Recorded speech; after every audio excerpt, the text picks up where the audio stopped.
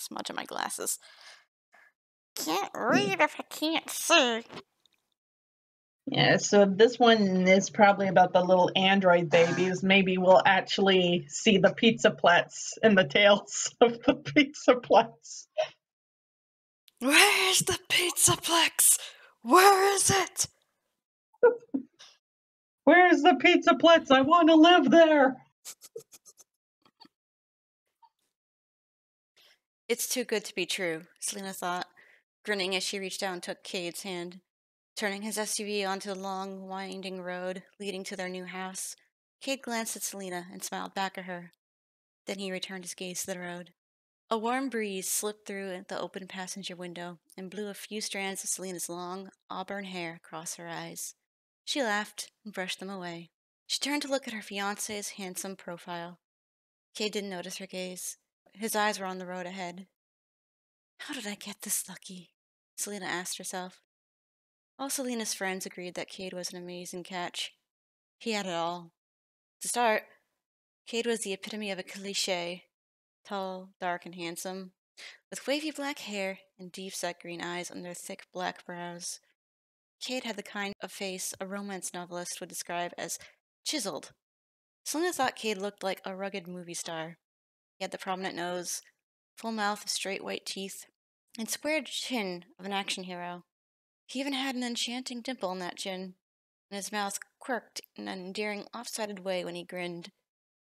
Okay, first off, it's not a dimple, that's called a cleft. He had the kind of whiskers that grew at the speed of light, even though Cade shaved every morning. His 5 o'clock shadow showed up at about 10 a.m. It added to the I could beat you up if I wanted to appearance. Fortunately, however, Cade didn't go around beating people up. He didn't have the brain or the personality of an action hero. He wasn't a man's man. Selena didn't like men like that. The men who wanted you to feel their muscles and regale you with stories of their athletic prowess. Cade was a lot more subtle than that. Yes, he was fit and played several sports. And yes, he had very fine muscles, thank you very much. But there was more to Cade than his looks. Cade was smart and driven. Graduated in the top of their college class, and he had a great high-paying computer science job lined up with a top company. He was also romantic, attentive, and funny. And this is very long. As if all that weren't enough, Cade was clean and tidy and could cook. Oh yeah, and he loved his mom. Cade's mom was the reason he and Selena were moving to his hometown. Yes, his new company was located there, but he only applied to it after he'd suggested to Selena that they move because his mom was getting up there in age. Cade's mom had given birth to Cade in her late 40s, so she was turning 70 this year. Cade wanted to be close to his mom to help her out if she needed it. Selena thought that was so sweet. On top of everything else, Selena mused as she squeezed Cade's hand. Cade now had Selena, and she was an amazing catch, too. Selena grinned at her self-praise. But hey, it was true. Selena was smart and nice, and she knew men found her to be beautiful, conceded. In fact, it was her looks that had paid for her college degree. She was tall and naturally slender, and she'd modeled since she was 16. She'd done really well in the modeling world. Her earnings had more than covered college tuition, room and board. Her combination of pale, lightly freckled skin, large hazel eyes, high cheekbones, and sensuous lips, according to her agent, was, for reasons she never fully understood, highly sought after. Yeah, Selena and Cade were the perfect couple, and they were going to be married in a few weeks. It was like a fairy tale, without any trolls or ogres, at least so far. Sometimes in the middle of the night, Selena would wake up suddenly. Her chest would feel tight, her skin chilly and clammy. She figured it was a mini anxiety attack, and they made her feel stupid. She'd freak out not because something was wrong, but because everything was right. All Selena's friends had some kind of drama in their lives. Selena's life was sailing along perfectly. What was it they said about this other shoe? In those freak-out moments in the middle of the night? Selena knew she was waiting for that shoe to drop. But it wasn't dropping today. I am getting massive lucky boy flashbacks. It's like everything is perfect. She has the most gorgeous guy ever. Everything is great.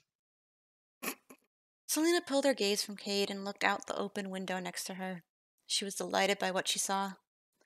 Selena and Kate had attended college in a large metropolitan area. That was where Selena had been born and raised, too. Selena didn't hate the city she'd lived in her whole life, but she didn't love it either. She'd always gravitated toward the countryside, to nature and small towns. Kate's hometown wasn't exactly a small town, but it was small-ish. It actually had been a small town until the tech company that Kate would be working for had set up its headquarters in the area. The huge complex had created hundreds of new jobs and drawn thousands of new people to the region, Kate had told Selena. New subdivisions were built, malls showed up outside the town's original core. Kate and Selena, however, wouldn't be living in the new areas. They'd bought a quaint old farmhouse that sat on its own 5 acres of meadows and apple orchards on the outskirts of the town. The pale gray two-story house, plus attic, with the massive detached garage and large front porch, was a fixer-upper, but Kate and Selena thought the work would be fun. When they were done, they'd have a house perfectly suited to them. Selena was excited to move into the house and start with the renovations, but she had to wait 2 weeks for that. Kate was old-fashioned. They wouldn't live together until after they were married. Kate lifted a hand from the steering wheel and pointed through the windshield. "The movers beat us here." "Barely." Trace of humor hummed through his smooth, deep voice. Kate had a great speaking voice. He could have been a disc jockey. Mm-hmm. Selena looked ahead. A bright blue moving van was turning into the driveway that curved past the apple trees that surrounded the farmhouse she and Kate had bought together. "I thought they had another stop to make. They must have taken the bypass," Selena said. "I didn't have to visit 3 country stores because they were so cute and might have vintage clothes," Kate teased. Selena laughed. Kate smiled at the sound. He said her laugh sounded like a cartoon princess's. Although Selena's speaking voice was low and smooth, her laugh was high-pitched and musical. "I always expect little animated birds and forest creatures to come running when you laugh," Kate had told her on their second date. That might have been when she'd fallen in love with him. Selena playfully slapped Kate's arm. "I found 2 vintage hats and a stunning homespun scarf in those stores, and I had to have that vintage dress. I'll write about the stores in my blog. It will be a business and expense." "That's my girl," Kate said. "Always thinking like an entrepreneur." Selena smiled.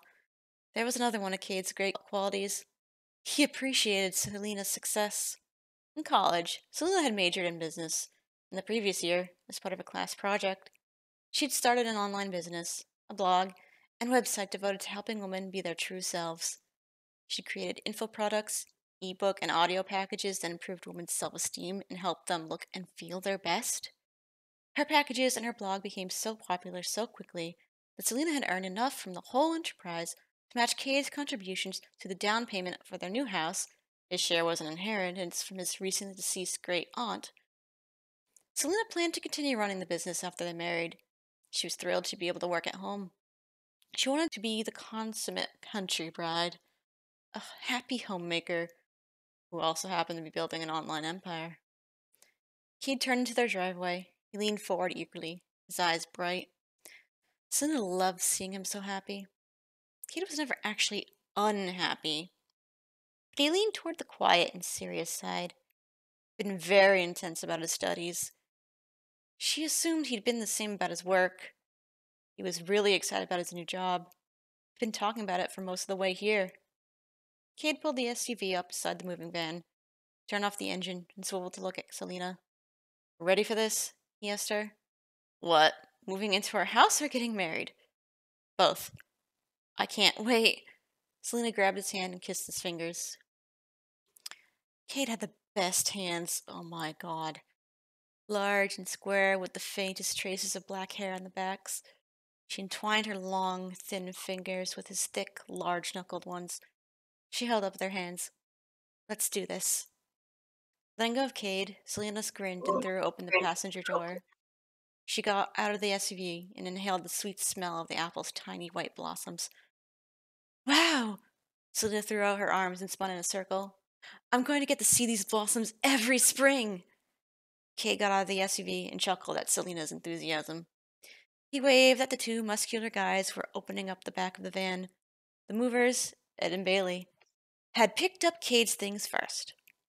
Then they'd come to the apartment Selena had shared with her roommate, Val, and they'd added her belongings to the van. I thought we'd spend the afternoon here overseeing the move, and then I'll take you to my mom's house, Cade said. Sounds good. Selena would be staying with Cade's mom until the wedding. Cade came around the front of the SUV. He gave Selena a quick kiss.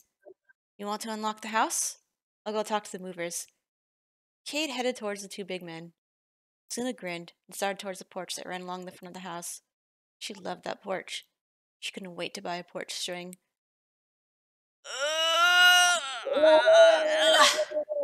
When are they gonna die?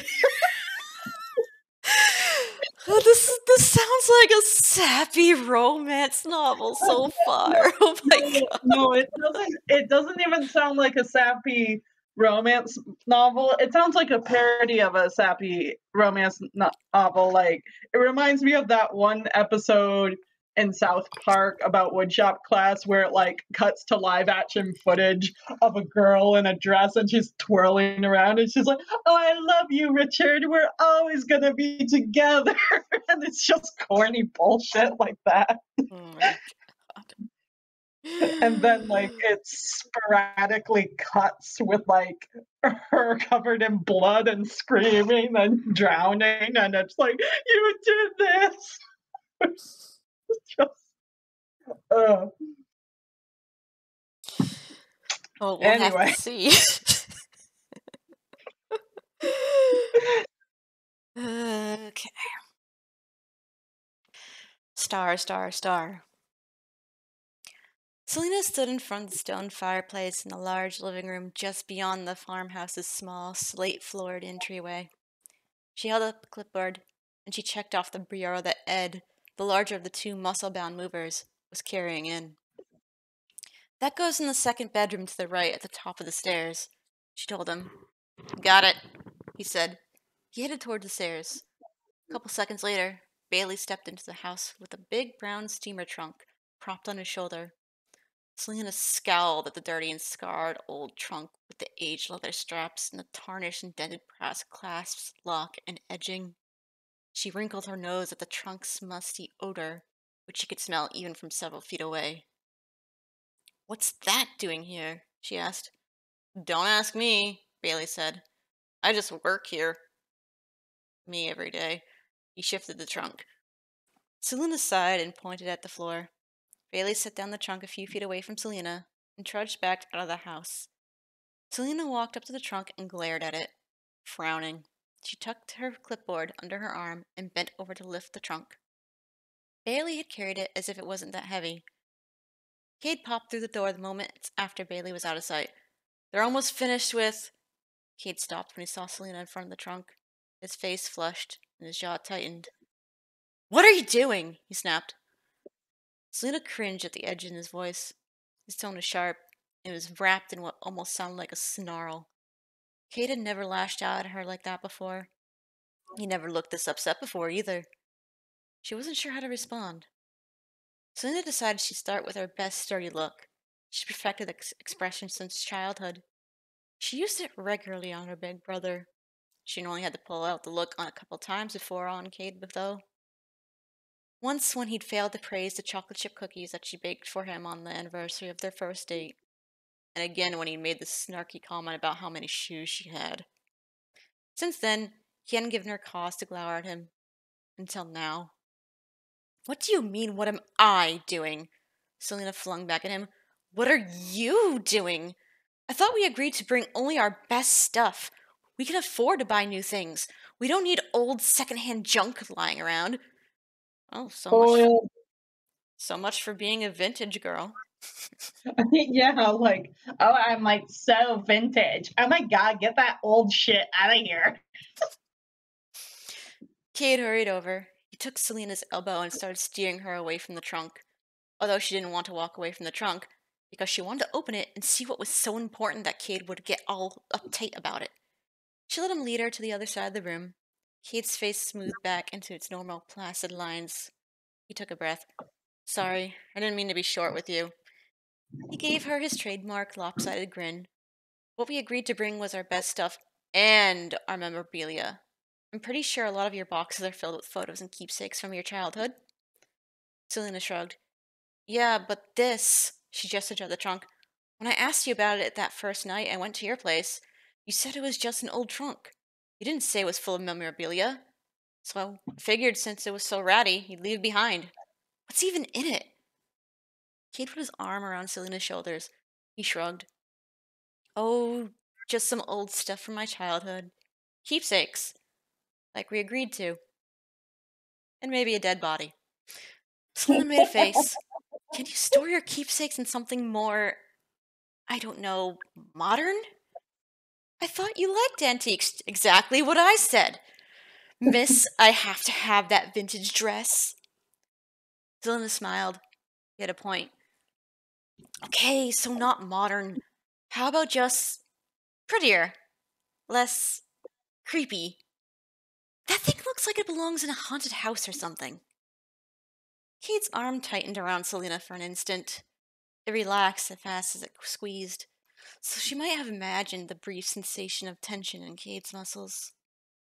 I Like, if prom. she's freaking out this badly over the trunk, I'd hate for her to, like, open that thing. Watch there actually be a dead body in there. A dead child. Who knows? I promise, I won't insist we use the trunk as a coffee table, Kate said. He looked down at Selena and gave her another of his irresistible grins. It's probably a dead body. Like I said, very lucky boy got vibes right now.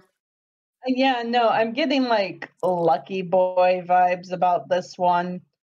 Uh, like also the name Cade makes me think of arcade, and they did mention that he could be a DJ, didn't they? Yeah, something like that. A disc jockey. Mm-hmm. I don't know. Star, star, star. Selena had gotten to know Cade's mom pretty well over the couple of years she and Cade had dated.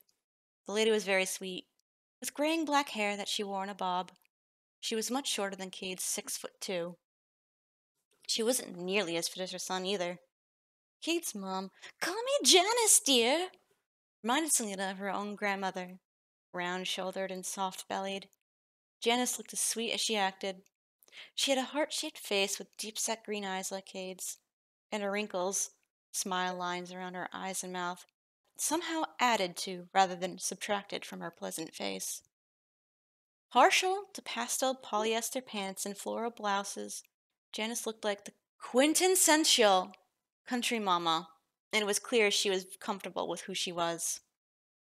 Selena liked that about Janice, and Selena was looking forward to spending more time with her soon-to-be mother-in-law. She knew Janice was a great cook, and an even better baker. They'd spent several holidays at Janice's house, and Selena was excited about learning all Janice's culinary tricks. Selena decided she'd ask Janice to start with the roast chicken Janice served the first night Selena was going to stay with her. How did Janice make the chicken so perfectly moist on the inside and crispy on the outside? Selena just had to know. Oh, it's all sleight of hand, dear, Janice said, deadpan. Oh, never mind then. Unlike her son's deep voice, I gave her like such a oh, the typical country mom voice, but no, it's like, oh, it's just sleight of hand, dear. Sweet lady talks completely deadpan. Okay.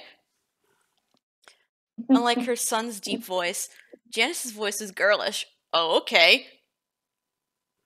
Deadpan teenager? It's all sleight of hand. Whatever.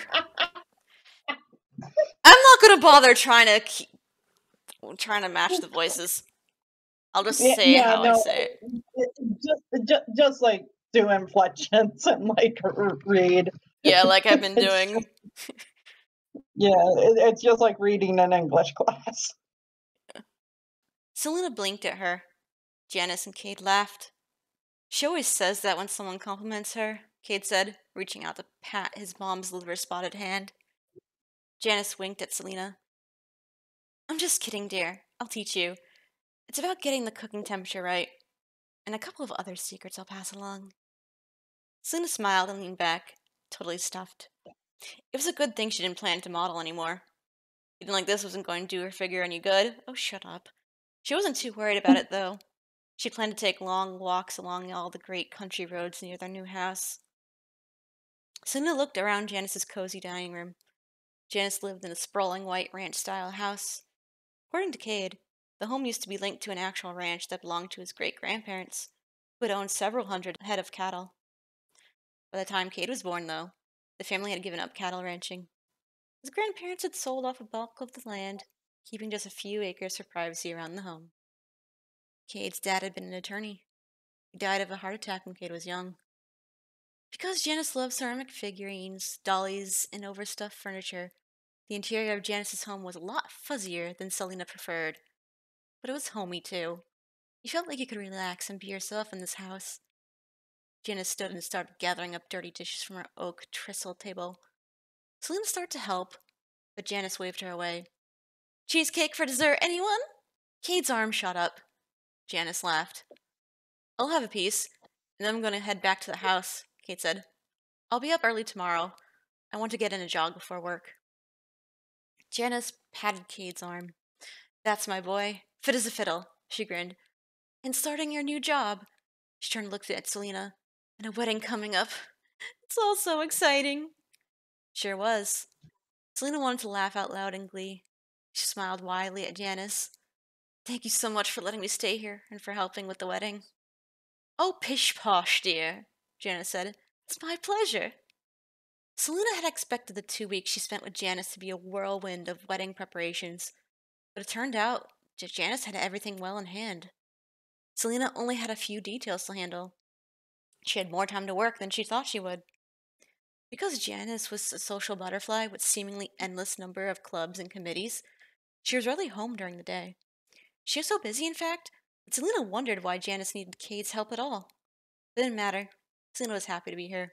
She was, however, looking forward to moving into their new house. While she was with Janice, Selena was staying in Cade's old room, which Janice hadn't changed since Cade had moved out. Selena thought it was sweet that Cade's space-themed bed spray. Oh my god, this sounds just like my cousin's room that my aunt used to keep exactly the same.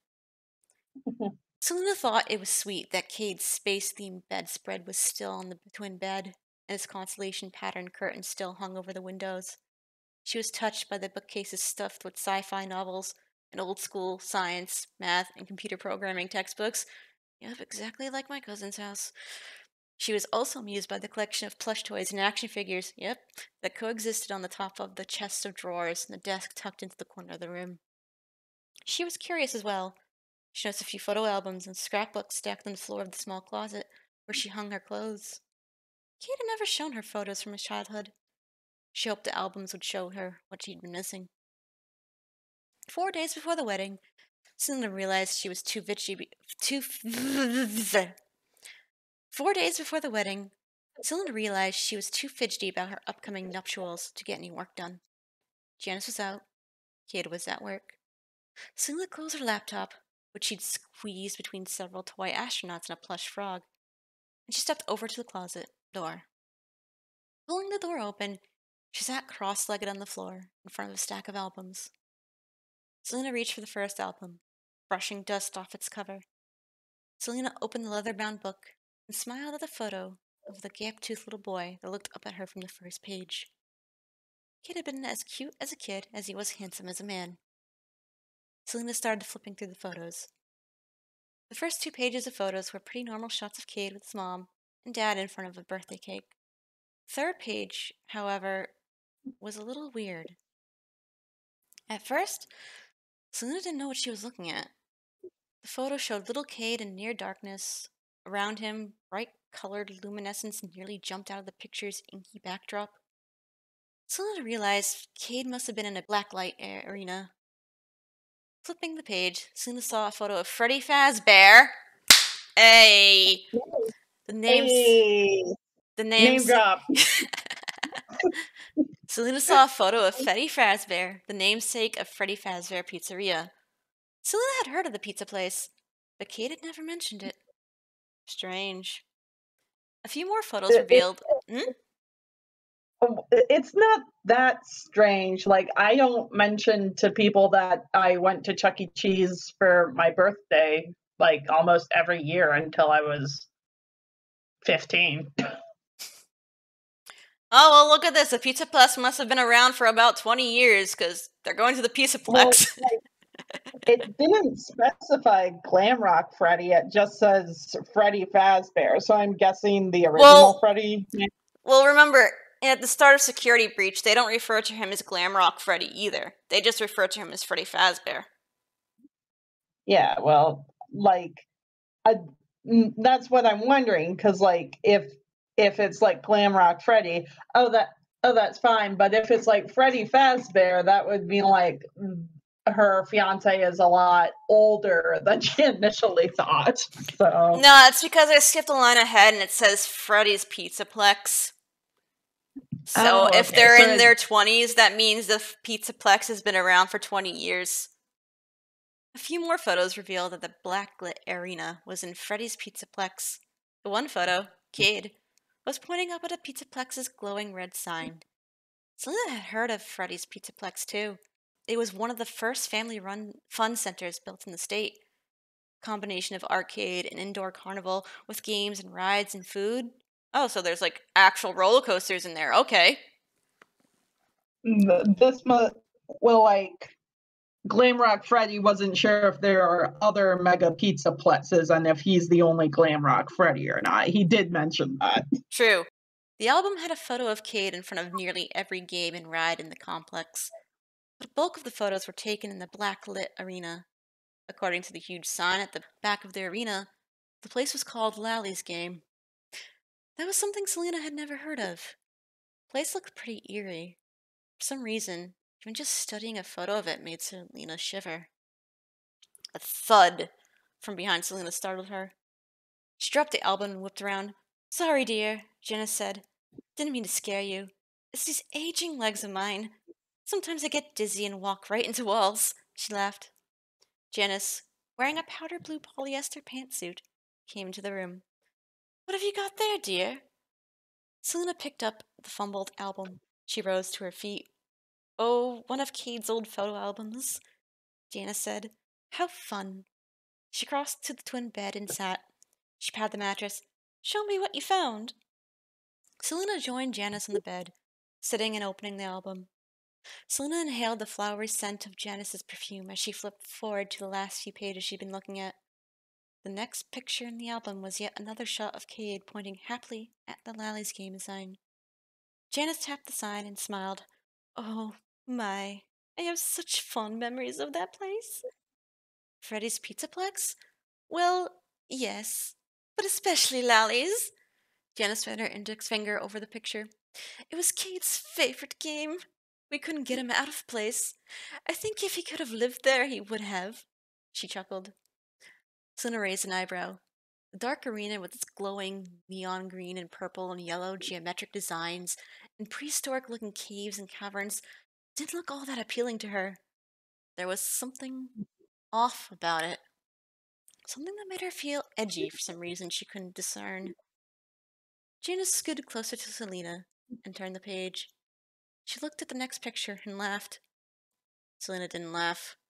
Her unsettled feeling deepened as she looked at the photo of Cade with what, at first glance, appeared to be an unfriendly version of the famous friendly ghost, but at second glance was clearly a robot. That was Lally, Jealous said. Oh my god. It's a ghost animatronic? Okay. No.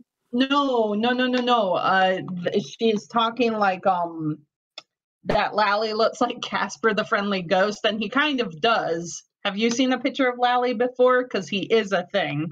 He's been a thing. Is that the thing on the cover? No, Lally's not the thing on the cover. Hang on, I need to give you a picture of Lally because Lally's been a thing since Pizzeria Simulator. Lally was one of the advertisements that would play Lally's during Lollies. Lally's Lollies. So like that they have an animatronic of that is kind of weird because like I wouldn't think that there would be an animatronic of it. Like, let me bring up the picture of Lally real quick. Oh yeah, they do have animatronic of Lally. Now I recognize this model. This model was used in sister location in but he wasn't like an active hunt gar, I'm gonna kill you animatronic. He was just kind of like sitting there in the background watching you do your shift in the dark, and it was just like decoration in the background, basically. That's what he looks like. Well, then I gotta pull it up on my phone. Oh, Jesus Christ. That is. I don't Yeah, like that. because I don't like that at all. yeah, so I can understand her being like, what the fuck, why was this your favorite animatronic? That was Lally, Janice said, poking at the robot's round white face just above its soulless black eyes. Selena rubbed the back of her neck. Felt like ants were crawling out of her hair. Lally was there to be the playmate for the kids who didn't have a friend to play with, Janice said. Kate's best friends didn't like the game as much as he did, so he was usually in the arena by himself. Janice was sitting right next to Selena, but for some reason, her voice sounded like it was coming from far away. Selena was so mesmerized by Lally that she felt like she'd been pulled out of Kate's old bedroom and sucked into the photo with a small, disturbing robot. It was difficult to tell from the photo because Selena didn't know how tall Kate had been at the time, but Lally looked to be somewhere between 3 and 4 feet tall, mostly white and Mhm. smooth, with a plastic or rubber outer shell. The bald rubber robot had articulated arms and legs, and each bend of its limbs and the joints were black. The same blackness joined its neck and torso. The robot's outer shell had been given some vaguely human-like definition.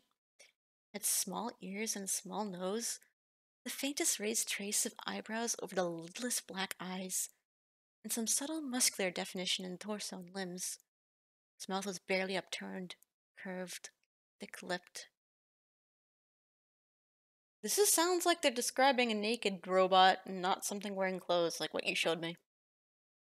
Hmm. We'll just have to see further on.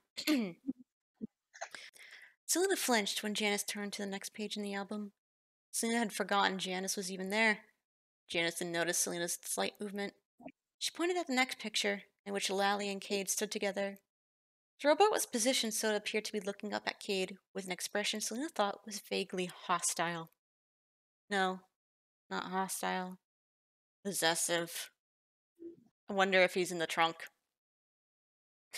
He might be in the trunk. The picture was the last one in the album. Janice rubbed her fingers over it and sighed. One day, someone stole Lally. Yeah, he's in the trunk. He's in the fucking trunk. It's the tall tale heart, but instead it's just a robot child in a trunk. One day, someone stole Lally, she said, and that was the end of that. Janice looked at her watch. Oh dear, is that the time? I was going to bake a batch of wheat rolls. Would you like to learn how to make them? Cade loves them. Selena was still staring at the photo of Cade and Lally. She looked up at Janice. Was Cade sad? She asked. Janice turned. What do you mean, dear? When Lally was taken, was Cade sad? Janice took the album from Selena and closed it. No, dear. He was scared. Janice crossed the closet and replaced the album on the stack. Then she brushed her hands together briskly. I'm going to change. I'll meet you in the kitchen, dear. Selena wanted to ask Janice what she meant. Why was Kate scared? Because he stole the robot! But Yeah. Janice was clearly done with the conversation. She bustled out of the room. Selena reached for a sweater. She was suddenly cold. By the time Cade showed up a couple hours later, at the end of his workday, Selena's chills had passed. She was sweating when Cade strolled into the kitchen and said, Those rolls smell great. Learning to perfectly knead the dough had distracted Selena from her earlier fright. Seeing Cade, though, brought it back. Selena kept her thoughts to herself during a dinner of bean soup, fresh greens, and homemade rolls. By the end of the meal, however, she was ready to confront Kate about it. She was so distracted by the memory of the pictures in Cade's old album that she couldn't look at his face without seeing the robot's face, too. As if sensing Selena wanted to talk to Cade privately, Janice shooed Cade and Selena out onto the deck. I'll take care of the dishes. You two lovebirds need your private time. Selena didn't argue at Janice. Instead, she took Cade's hand and led him out to the back door. Cade laughed when she tugged him over to the big green cushioned glider at the edge of the large cedar plank expanse that hugged most of the back of Janice's home. That was a big, long on-run sentence. Yeah. Are we going to make out? Oh, Jesus Christ. Kate I asked, fuck squeezing you. Selena close as they sat. Selena didn't resist his snuggle, but after a few seconds, she pulled away. She turned so she could sit sideways in the glider and look at Cade directly. Uh-oh, Cade said. You're wearing your let's talk about our feelings expression. In spite of the tension that she'd felt since she looked at Cade's album, Selena smiled. You know me so well, she said. And I plan to spend the rest of our lives getting to know you better, he said. See? Such a romantic. Selena was a very lucky woman who was about to marry some kind of psycho who stole a robot when he was a child. An image of little Cade and Lally flashed through Selena's mind. She took a deep breath and let it out. Why didn't you ever tell me about Freddy's Pizzaplex? Cade was gazing at her affectionately when Selena started to speak, but by the end of her question, he looked away from her. The easy smile on his face disappeared for an instant. When the smile returned, it wasn't as easy. Whatever I thought you were going to say, Cade chuckled. It wasn't that. His chuckle was just a bit strained. Well, why didn't you ever mention Freddy's? I looked at one of your photo albums this afternoon, and it was full of shots taken there. Your mom said you loved that place, especially this freaky attraction called Lally's Game. A muscle twitched at the corner of Cade's eyes. He compressed his lips. You've never said anything at all about Lally, Sina pushed. And clearly you liked the thing, because it was in a bunch of the photos. Cade shrugged. He narrowed his eyes. Have you told me about everything you liked when you were a kid? Selena blinked at the defensive throw it back question. She crossed her arms. I might have forgotten a few things, but yeah, I mostly have told you about my favorite things. And you've talked about your childhood a lot. But you never mentioned Freddy's or Lally's. Your mom said Lally was your favorite game, and they had a hard time getting you out of the place. That's a pretty big deal for a kid. It's strange you haven't mentioned it. Cade looked over Selena's shoulder. The sun had just tucked itself behind the rolling hills west of the ranch house. The sky was pink. A chilly breeze began to stir the leaves of the rhododendrons that flanked the deck. A few of the bushes' bright purple blossoms blew free of their branches and danced through the air. Cade? Selena prompted. What's going on? You're acting bizarre.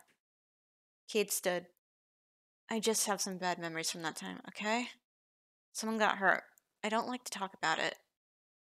Without waiting for Selena's response, Cade turned and headed back inside the house. As he went through the door, he called Janice, warmly, without a trace of the coldness that had hardened the words he'd just thrown at Selena. Want some help with those, Mom? What if? What if Lally's games are like the Hunger Games? That's... I came this close to choking on my water. Sorry. uh, I also had something else to say. I think, oh yeah, I just thought it was nice that they designed an animatronic to play with kids who are lonely. It reminds me of Sun and Moon. Early day Sun and Moon, maybe, because considering this was like years and years ago. Yeah, might have been like a beta test run or something. Yeah. Stars, stars, stars. Selena's wedding day was everything she'd hoped it would be. Almost. Although Selena's mom had wanted to throw a wedding so far over the top that it wouldn't have been able to be held on planet Earth, Selena, Cade, and Selena's dad, who was funding everything and was happy to agree that less was more, convinced Selena's mom that a casual wedding was more tasteful. Selena's brother, David, who was as good looking as Selena was pretty, but who thought jeans and black t-shirt was fashion, offered the winning argument. If you don't go along with what she wants, he told their mom, she and Cade could always elope. Instead of the ridiculous fluffy dress Selena's mom had chosen, a dress in which Selena looked like a merengue? Meringue. I don't know. Word. Selena picked a sleek vintage silk dress with a high neck, long sleeves, and semi-full skirt. Rather than a veil with 20-foot train, she had only a small spray of flowers in her hair, which she'd arranged into an equally sleek and simple French twist. Cade wore a navy blue suit with a white shirt and white tie. In addition to this downscaled wardrobe, they chose to use local apple blossoms and white daisies for their flowers. Selena's mom had argued for a large bridal party, but Selena and Cade had each chosen to have just their best friend stand with them. Happily smiling, red-headed Val, wearing an A-line navy blue cocktail dress, was Selena's attendant. One of Cade's college buddies, lanky and good-natured Gregory? Gregory? Wearing navy blue pants and a white shirt, was Cade's best man. Although Selena's mom had argued for an upscale wedding venue and a fancy catered reception, she'd yet again given in to Selena's preference, which was to be married outside. Janice had offered her a backyard for the wedding and reception venue. She and her army of neighborhood lady friends also organized the unorthodox, but fun and easy, potluck reception. As Selena stood under the apple blossom covered arbor in the lush green garden behind Janice's home, she faced her new husband after the minister, perpetually smiling curly haired man, intoned, I now pronounce you husband and wife. This was the moment, the one Selena had been envisioning for so long. Selena looked up into Cade's hooded eyes and expected to feel nothing but the rush of love and joy she'd held in her mind's eye. Unfortunately, the reality didn't live up to her expectations. Of course, duh. Although Selena did feel love for Cade, he smiled down at her, and she did feel happy to be his new wife. She also felt something she never thought she'd feel on her wedding day. She felt suspicious. Good. For the first time in the 2 years that she'd been with Cade, Selena didn't fully trust him. Something about his weirdness over the trunk and his fondness for the unpleasant little robot was bothering Selena. You may kiss your bride, the minister told Cade. Cade leaned down and took Selena in his arms. His embrace made her think of all their history together. It reminded her of how much she loved him. So, as she kissed him, she tucked away her nebulous distrust. Bad idea. Over 100 people attended Selena and Cade's wedding, and because they'd been instructed to dress to have fun, don't dress to impress, everyone had a roaring good time. The food was incredible, and the local acoustic band was unexpectedly talented and played everything from bluegrass to rock to classic, which managed to make everyone happy at one point or another. Dancing wasn't one of Cade's talents. Man had to have some shortcomings.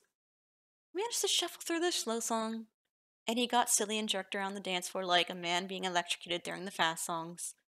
Selena danced her heart out. She had a blast.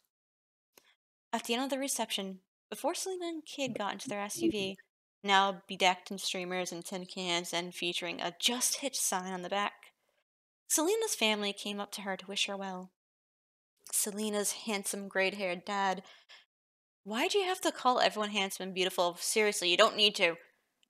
Happily casual in slacks and open-collared pale blue shirt, hugged her first. As he held her close, he whispered, I'm so proud of you. Remember, be your own person. Trust your instincts. Always choose joy. Selena pulled back and smiled into her dad's wet eyes. She wiped her own tears away. I love you, Dad. Her brother hugged her next. He, too, whispered some advice in her ear. Don't screw it up. Typical sibling. Mhm. When Selena's mom, who stuck to her guns and wore an expensive designer crepe gown for the wedding, Selena had to admit and suited her lovely, tall, and regal mother. put her arms around Selena last and asked, "Are you happy?" Selena was honestly able to answer yes. By then, Selena had nearly forgotten about the odd feeling she'd had about Cade. She decided she just had pre-wedding jitters. That decision was solidified during the first 2 blissful weeks that followed. Cade and Selena had decided to postpone their honeymoon. For one thing, Cade had just started his new job, and for another thing, they wanted to funnel their free time and their money into fixing up the farmhouse. Accordingly, they spent their wedding night in their new home. The next day was a Sunday, and they spent the day cuddled up in their new 4-poster king-size bed, their wedding present to each other. Poring over design magazines and paint chips might not have been everyone's idea of a perfect day, but Selena felt like she was floating on a cloud. The floating cloud, however, plummeted to the earth the next day. Cade went off to work before 7 a.m. on Monday. Selena started her day more leisurely. Although Cade loved to go for runs in the morning, Selena didn't like an early rise, and she didn't like running either, for that matter. After Cade left, she went for a long, brisk walk, and when she came back, she made herself some peach spice herbal tea. Still wearing the leggings and t-shirt she wore on her walk, Selena loved working at home. She took the tea into her office at about 9:30. Selena's office was a small spare room just off the living room. All it contained at the moment was a white metal folding table that held her laptop and a desk lamp. Her soft gray tall back desk chair, the only piece of office furniture she'd splurged on, and stacks of file boxes. Selena had big plans for this room, which she intended to implement over the coming week. But first, she needed to do a little actual work. Still floating in post-wedding euphoria, Selena smiled as she opened her laptop. She clicked on the icon for her website dashboard, and she began reading her most recent reader comments and responding to them. In the third comment, the reader thanked Selena for helping to keep old baggage in the past. The words completely derailed Selena's plans to work, because they immediately made Selena think of Cade's hidden past and his unnatural reaction to her curiosity about his hideous trunk. Selena responded to the reader's comment, but she wasn't able to concentrate on the next one. She stood. She was going to find out what was in that trunk. Selena didn't know whether Cade's trunk had anything to do with whatever happened at Freddy's Pizzaplex, but he'd had the same strained reaction to both things. Selena had felt the same disquieting feeling about both subjects. Something that Selena couldn't put a finger on told her that the two things were linked. After that confrontation over the trunk in the living room on the day the movers had delivered their stuff, Kate had picked up the trunk and said, "I'll stick this in the darkest corner of the attic. You'll never have to see it again." Grinned and winked at Selena, and she'd smiled back. However, their little exchange had been fake. Recalling the moment now, Selena remembered how forced the grin, wink, and smile had been. "What if I want to see it again?" Selena said out loud now. She closed her laptop and stood. Selena's tennis shoes made little squeaks against the old, uneven hardwood flooring as she strode out of her office and trotted up to the second floor. When she reached that floor, she hurried down the long hall toward the doorway to the attic. Reaching the door, she took a deep breath and yanked it open. A puff of dust wafted into the hall, making Selena sneeze. A faintly musty smell followed the dust. Unlike the attic in the house Selena had grown up in, which had been one of those pull-down staircases, the farmhouse's attic was reached by a normal flight of stairs, albeit slightly narrower than the stairs leading from the first floor to the second. The wood risers of the stairs were warped and worn, but they were sturdy. Selena grabbed the white painted railing. The paint was dirty from years of use. It was chipping. She headed up the stairs. Although Selena had explored the attic with delight when she and Cade had toured the house before they bought it, she hadn't been back up to the slope's roofed space since they had moved their stuff into the house. They had agreed to have their long-term storage items put up here. Everything else was downstairs. Selena hadn't had a reason to come up here. Until now. If she was honest with herself, Selena had to admit that she'd been waiting for this opportunity to come up here and look in Cade's trunk.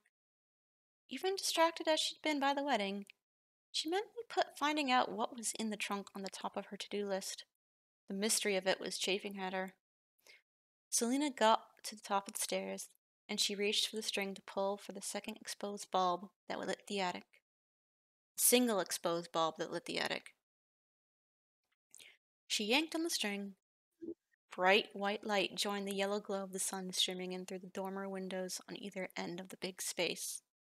Because they hadn't yet accumulated a lot of stuff that needed long-term storing, just a few boxes of keepsakes and photo albums, a sack of luggage, and several plastic storage bins filled with holiday decorations. Sona loved holidays. The attic was still pretty wide open. Just a couple dozen boxes were stacked at the south end of the space. Sona looked around, taking in the low cross beams, the insulated underside of the roof, the age-gray wood floor, and the murky glass of the paned windows. She and Kate had plans to finish the attic and turn it into a big rec room. Maybe one day it could be a playroom for their future kids. A lot of work would go into that project. For now, at least the attic was functional storage. Selena strode over to the stack of boxes. Cade must have put the trunk behind them. Or not. Behind the boxes, Selena found only more boxes. The trunk wasn't there. She frowned and turned in a circle. Given that the attic had no closets or hidden rooms, it was obvious the trunk wasn't where Cade had said he was going to put it. He'd lied. Selena ground her teeth. She felt her shoulders tightened. All her suspicions, which she'd tucked away successfully since the moment during their wedding, flooded back in. Her husband was keeping something from her. Or had he gotten rid of the trunk after all? Selena would bet big money that he hadn't. Huffing in annoyance, Selena left the attic and trotted back down the stairs. She closed the door to the attic and stood with her back to it. She looked up and down the hall. Where had Cade stashed that trunk? Well, if it was in this house, Selena was going to find it. She closed the door to the attic and thought for a moment. Where would he put it? The garage, she decided. That's where she would have put it if she'd been Cade. The garage was more Cade's domain than it was Selena's. It was a 3-car garage, and he had planned to turn 1/3 of it into a workshop. The other 2 stalls would be for their vehicles. Although Cade had lots of tools and athletic equipment and gardening stuff, there wasn't so much of it that it could bury a trunk. It only took about 15 minutes of poking around the garage to determine that the trunk wasn't there. Now what? Selena returned to the house. The farmhouse wasn't huge. It was only about 2,000 square feet. Not huge! With 3 bedrooms and 1.5 bathrooms. In all, the home had 5 closets plus a pantry. That is a huge house. Not huge, describes huge house. this vapid, shallow, materialistic bitch.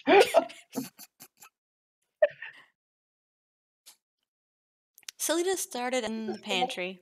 She was pretty sure the trunk wasn't there because she'd been in and out of the room several times. But it could have been buried under boxes of pots and pans she hadn't opened yet. It wasn't. Selena moved on to the coat closet. No luck. She tried the linen closet, the closet in the room.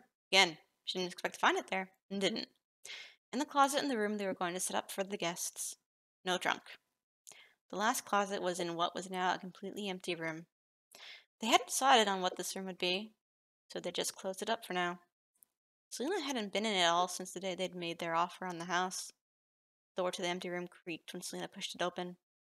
The sound was so reminiscent of the soundtrack of a scary movie that Selena wouldn't have been surprised to find the trunk sitting right inside the door, opening like a maw of the demon ready to. Selena stepped inside the room.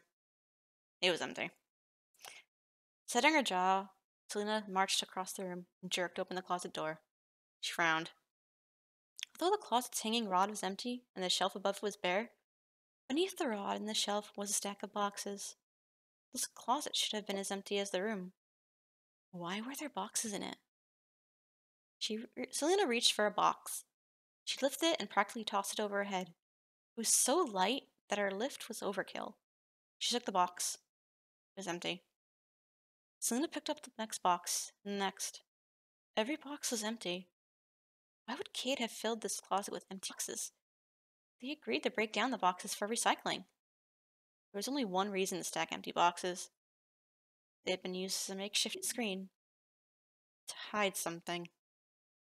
Heat beginning to pulse in Selena's ears, she started tossing empty boxes out of the closet. 8 empty boxes. She threw them onto the vacant room's wood floor. Then she lifted a pile of blankets behind the boxes. What were the blankets doing in there? They should have been in the linen closet. There was also only one reason for the stack of blankets. They created a nice thick cloak. They, too, were meant to hide something. Emitting a growl of anger, Selena threw aside the blankets. There it was. Trunk squatted in front of her. Its 2 clasps and its center lock looked not unlike a grumpy face looking up at her. A grizzled, grumpy face. Selena didn't waste any time. She dropped to her knees. She undid the clasp with 2 loud metallic clicks. Then she tried to open the lock, but it wouldn't open. It was, well, locked. Where would Kid keep the key? Selena sat back on her heels. He could be anywhere. Selena peered at the lock. Would she pick it? Selena gave the trunk a dirty look, then stood and strode out of the room. She trotted along the hall and jogged down the stairs. She ducked into her office. Sitting, she opened her laptop and got on the internet. She Googled, oh, yep. Her fingers were poised over the keyboard, trying to type in how to pick. Hold on, let me get into character. How to pick a steamer trunk lock. Oh, she didn't actually type it. But then she dropped her hands. She closed the laptop. To heck with it. She didn't want to mess around with learning how to pick a lock. She'd be better off breaking off the lock. Selena got up and left her office. She types into her computer how to break a lock.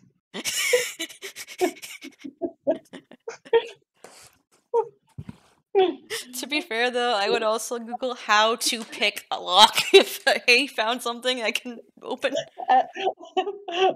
Kay finds her computer, last 5 search results: how to pick a lock, how to break a lock, how to break a trunk, how to break an animatronic doll that's stuck in that came out of the trunk. Alright. I just love the fact that I called there was going to be some kind of body in there, and it likely is going to be a body. Not a dead body, but an animatronic at least. An animatronic, at least, yeah. Alright. It took just a few minutes to return to the garage and get some tools. Not sure what she'd need. Selena grabbed a hammer, a crowbar, and a couple of screwdrivers. When she had them, she returned to the house, ran back up the stairs, and strode into the 3rd bedroom. She dropped to the floor in front of the trunk. Selena had never needed to open a steamer trunk before, so she didn't know what she was doing. Maybe she should have found a video about prying open a trunk before just assuming it would be a breeze. She discovered quickly that the crowbar and hammer weren't helpful. Pounding and prying with the large tool did little more than make a lot of noise, and put a few more jagged tears in the filthy brown duck cloth that covered the trunk's wood slats, whatever. When Selena abandoned the larger tools, though, and picked up the screwdrivers, she had more luck. She finally popped the lock free from the trunk by using a 2-pronged prying attack with both screwdrivers. When the lock pinged loose from the trunk and clattered to the floor, she dropped the screwdrivers into a little fist pump. Yes! She crowed. Eagerly, she put her hands on both sides of the lid. She started to lift it. From downstairs, a thud told Selena the front door had just closed. She heard footsteps. Cade's footsteps. Cade, her conniving, sneaky husband, was home. And boy, was he in trouble. Her anger trumping her curiosity, Selena let go of the trunk's lid. She leapt to her feet and ran out of the room. She raced down the stairs to confront her lying husband. Why didn't you just open the trunk first? I don't know. That kind of seems a bit like that seems like a bit of a leap in logic and like how characters react to things, but I don't know.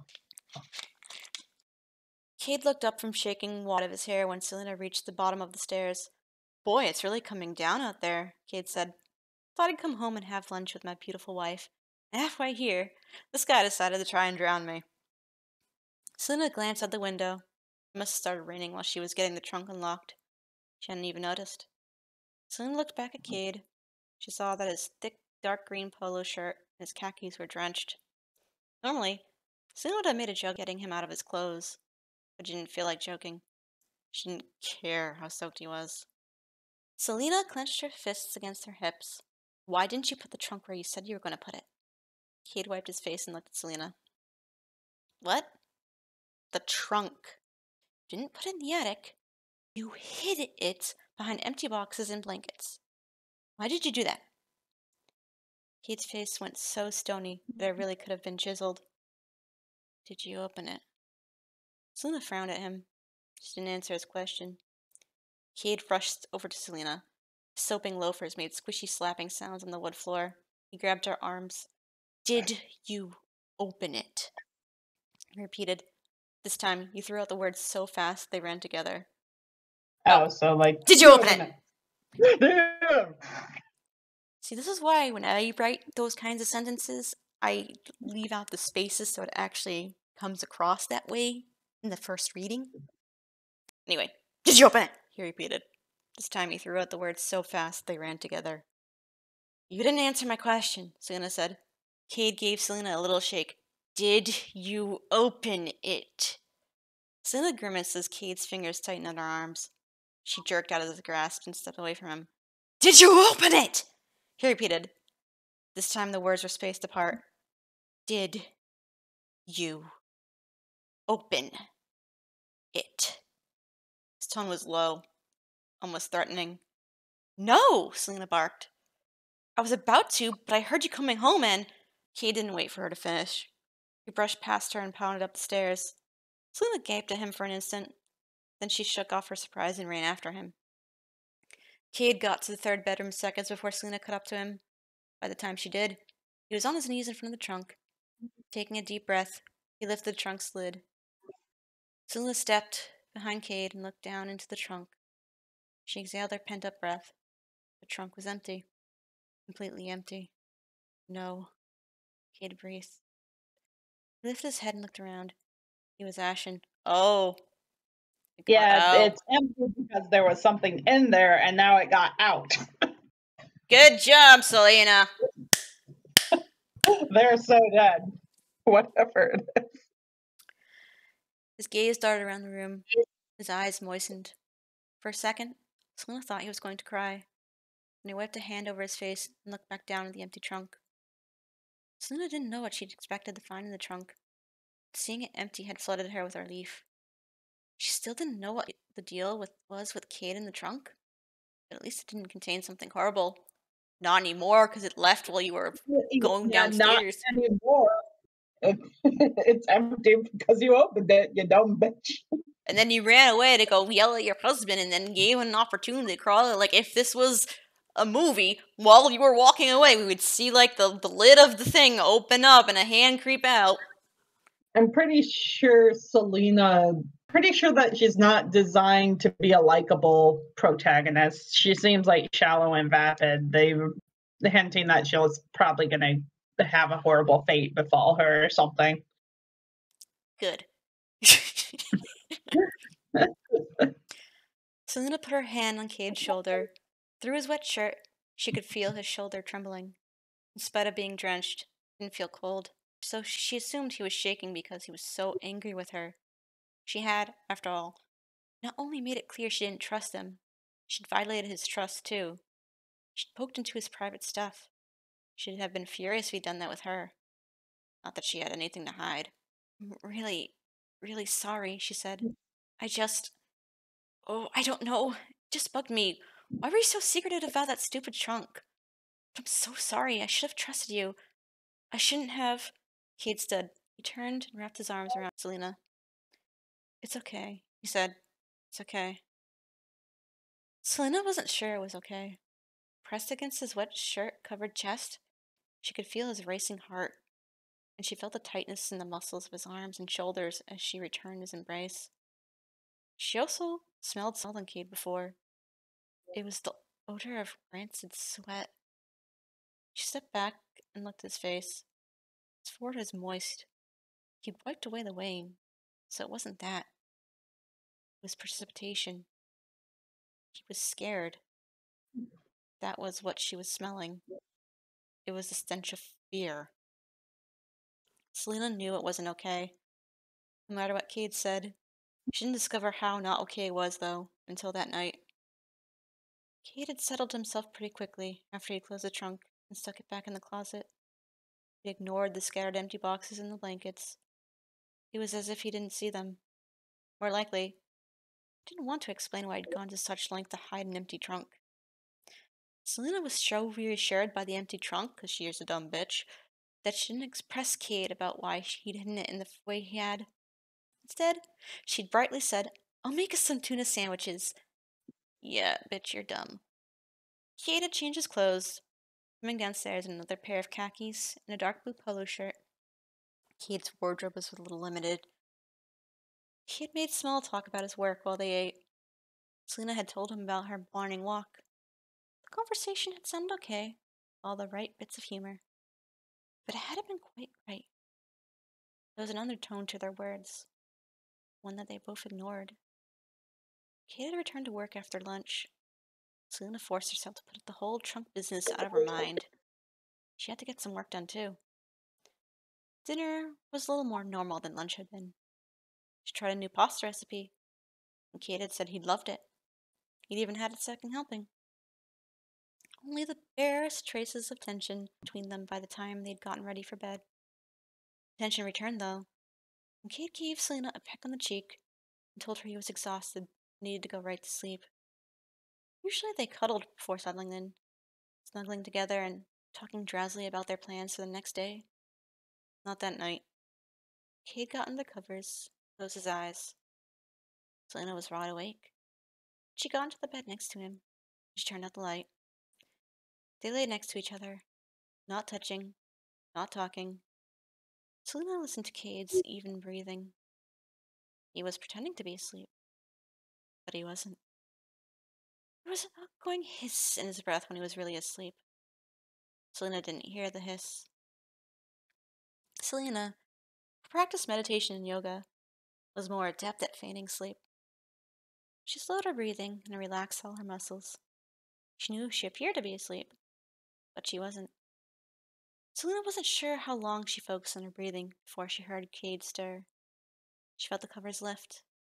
A cool air current fluttered against her bare arms. The mattress shifted. Cade was up. The floor creaked. He was moving away from the bed. Selena just barely opened her eyes. She shifted her head slowly and quietly. Because they hadn't yet agreed on the color scheme for the bedroom, two pan windows that had looked out over the backyard were covered only with the flimsy shears the previous owners had left behind. The shears did little to block out light. Now they let in the radiance of the three-quarter moon and the flimsy shimmers that splayed across the room. Selena could clearly see Cade in that gleam. Selena watched as Cade got down on his knees, appeared below the level of the mattress. He seemed to be looking under the bed. Cade raised his head. Selena closed her eyes. She listened to his footsteps move away from the bed. She opened her eyes again. Cade was moving around the room slowly. It looked like he was searching for something. Hide and seek. His head swiveled left and right, and back again as he moved from his side of the room to hers. On her side, he opened the closet door. He looked into the closet, pushing back clothes for a few seconds, then shut the door. Selena closed her eyes again when Cade turned around. She concentrated on her easy breathing as Cade rounded the bed and got back under the covers. This time, Cade's breathing settled into his familiar hissing rhythm a few minutes after he laid down. It took Selena a while before she joined him in sleep. And that sleep didn't last long. Cade's footsteps woke Selena. Lying on her side now, she looked at the clock. It was only an hour after they first turned out the lights. Kate was on the prowl again, listening intently. She could tell he was going through the same searching routine. Selena debated whether to turn on the light and ask Cade what he was doing. Before they'd moved into this house, before she'd found out about his peculiar attachment to the trunk and his mysterious past at Freddy's, Selena would have met the issue head on. She wouldn't have hesitated to ask Cade what he was doing. Now she knew even if she did that, she wouldn't get an answer. And she wasn't up to dealing with any more of Cade's evasiveness just yet. In bed, and he returned to sleep. So did Selena. They repeated this process 3 more times that night. Come morning, Cade looked wiped out when he got up to go for his run. Selena was so exhausted that she went back to sleep until Cade returned from his run. She pretended she was still asleep while he showered and got ready for work. She didn't get out of bed until she heard his SUV head down the driveway. Selena put up with Cade's nocturnal paranoia for nearly a week before she finally had to ask him what was going on. By then, she was dragging from lack of sleep. She was fed up. On the 7th night that Selena woke up to see Cade looking under the bed, she sighed heavily and leaned over to turn on the ginger jar lamp on her nightstand. Cade's head shut up, his hair disheveled. He blinked into the sudden illumination. He looked like a little kid caught in the act of some mischief. Selena scooted into a sitting position. What exactly are you doing? She asked. Cade blinked again. What do you mean? He asked inanely. Selena pulled the covers up and crossed her arms over them. Don't play dumb. You know what I mean. You've been jumping in and out of the bed like a jack-in-the-box for the last week. What's going on? You act like you're checking for the boogeyman. Cade rubbed his eyes and made a face. Sighing, he pushed himself up and sat on the edge of the bed. Selena stared at his broad shoulders and at the way his hair curled behind his ears. She loved those curls. Cade? Cade turned and slipped under the covers with her. She lay back and shifted so she could look at him. He lay down too, facing her. Selena reached out and touched Cade's cheek. It was rigid and cold. She looked at the dark circles under his eyes. They'd been there since the night he'd started acting paranoid. Cade reached up and caught her hand, kissed her knuckles. I never wanted to tell you about any of this. I just wanted to forget it. But now... Cade, what is it? What's going on? Cade took a deep breath. He opened his mouth, then closed it. Pulled away from her. Sorry. I need to stand for this. Selena's stomach lurched. What was he going to tell her? She sat up again, but she wrapped herself in the comforter. Even though the room's temperature was mild, she felt icy. Cade began to pace around the room. Mom told you that someone stole Lally, but that isn't true, he said. He glanced at Selena. She didn't say anything. She concentrated on composing her face into an expression of calm non-judgment. What happened, Cade went on, was that they were doing renovations in the Pizzaplex, and a construction scaffolding collapsed during a round of Lally's game. The collapse punched a hole in the game's exterior wall. Cade stepped over to the window, looked out into the night. The moon was close to full now. Silvery radiance put Cade in the spotlight. It was evacuated, and Lally's was closed down because Lally went missing. Cade went on. It was assumed he'd been stolen. But you said that's not what happened, Selena said. Cade glanced over at her. He shook his head and looked back towards the window. For weeks after Lally's game arena was closed, I kept seeing Lally. I saw him everywhere. He and him, Selena thought. Not it. I saw him on top of my shelves one day, he'd said. One afternoon, he was on my desk, on my toy astronauts. Once, I parted the coats in my closet, saw Lally standing there at the back of the closet, looking out at me. I saw him once in the bathroom, behind the shower curtain. Several times, I spotted him in the backyard. He was always hiding, like he was playing a perpetual game of hide and seek. Goosebumps crept up Selena's arms. She rubbed them. Whenever I spotted him, he was always frozen on the spot, always smiling that half smile he had. He'd stopped talking. He rubbed his own arms as if he had goosebumps too. Selena cleared her throat. Was someone playing a joke on you? Cade turned. His expression was resigned. I wish. No. Lally followed me home.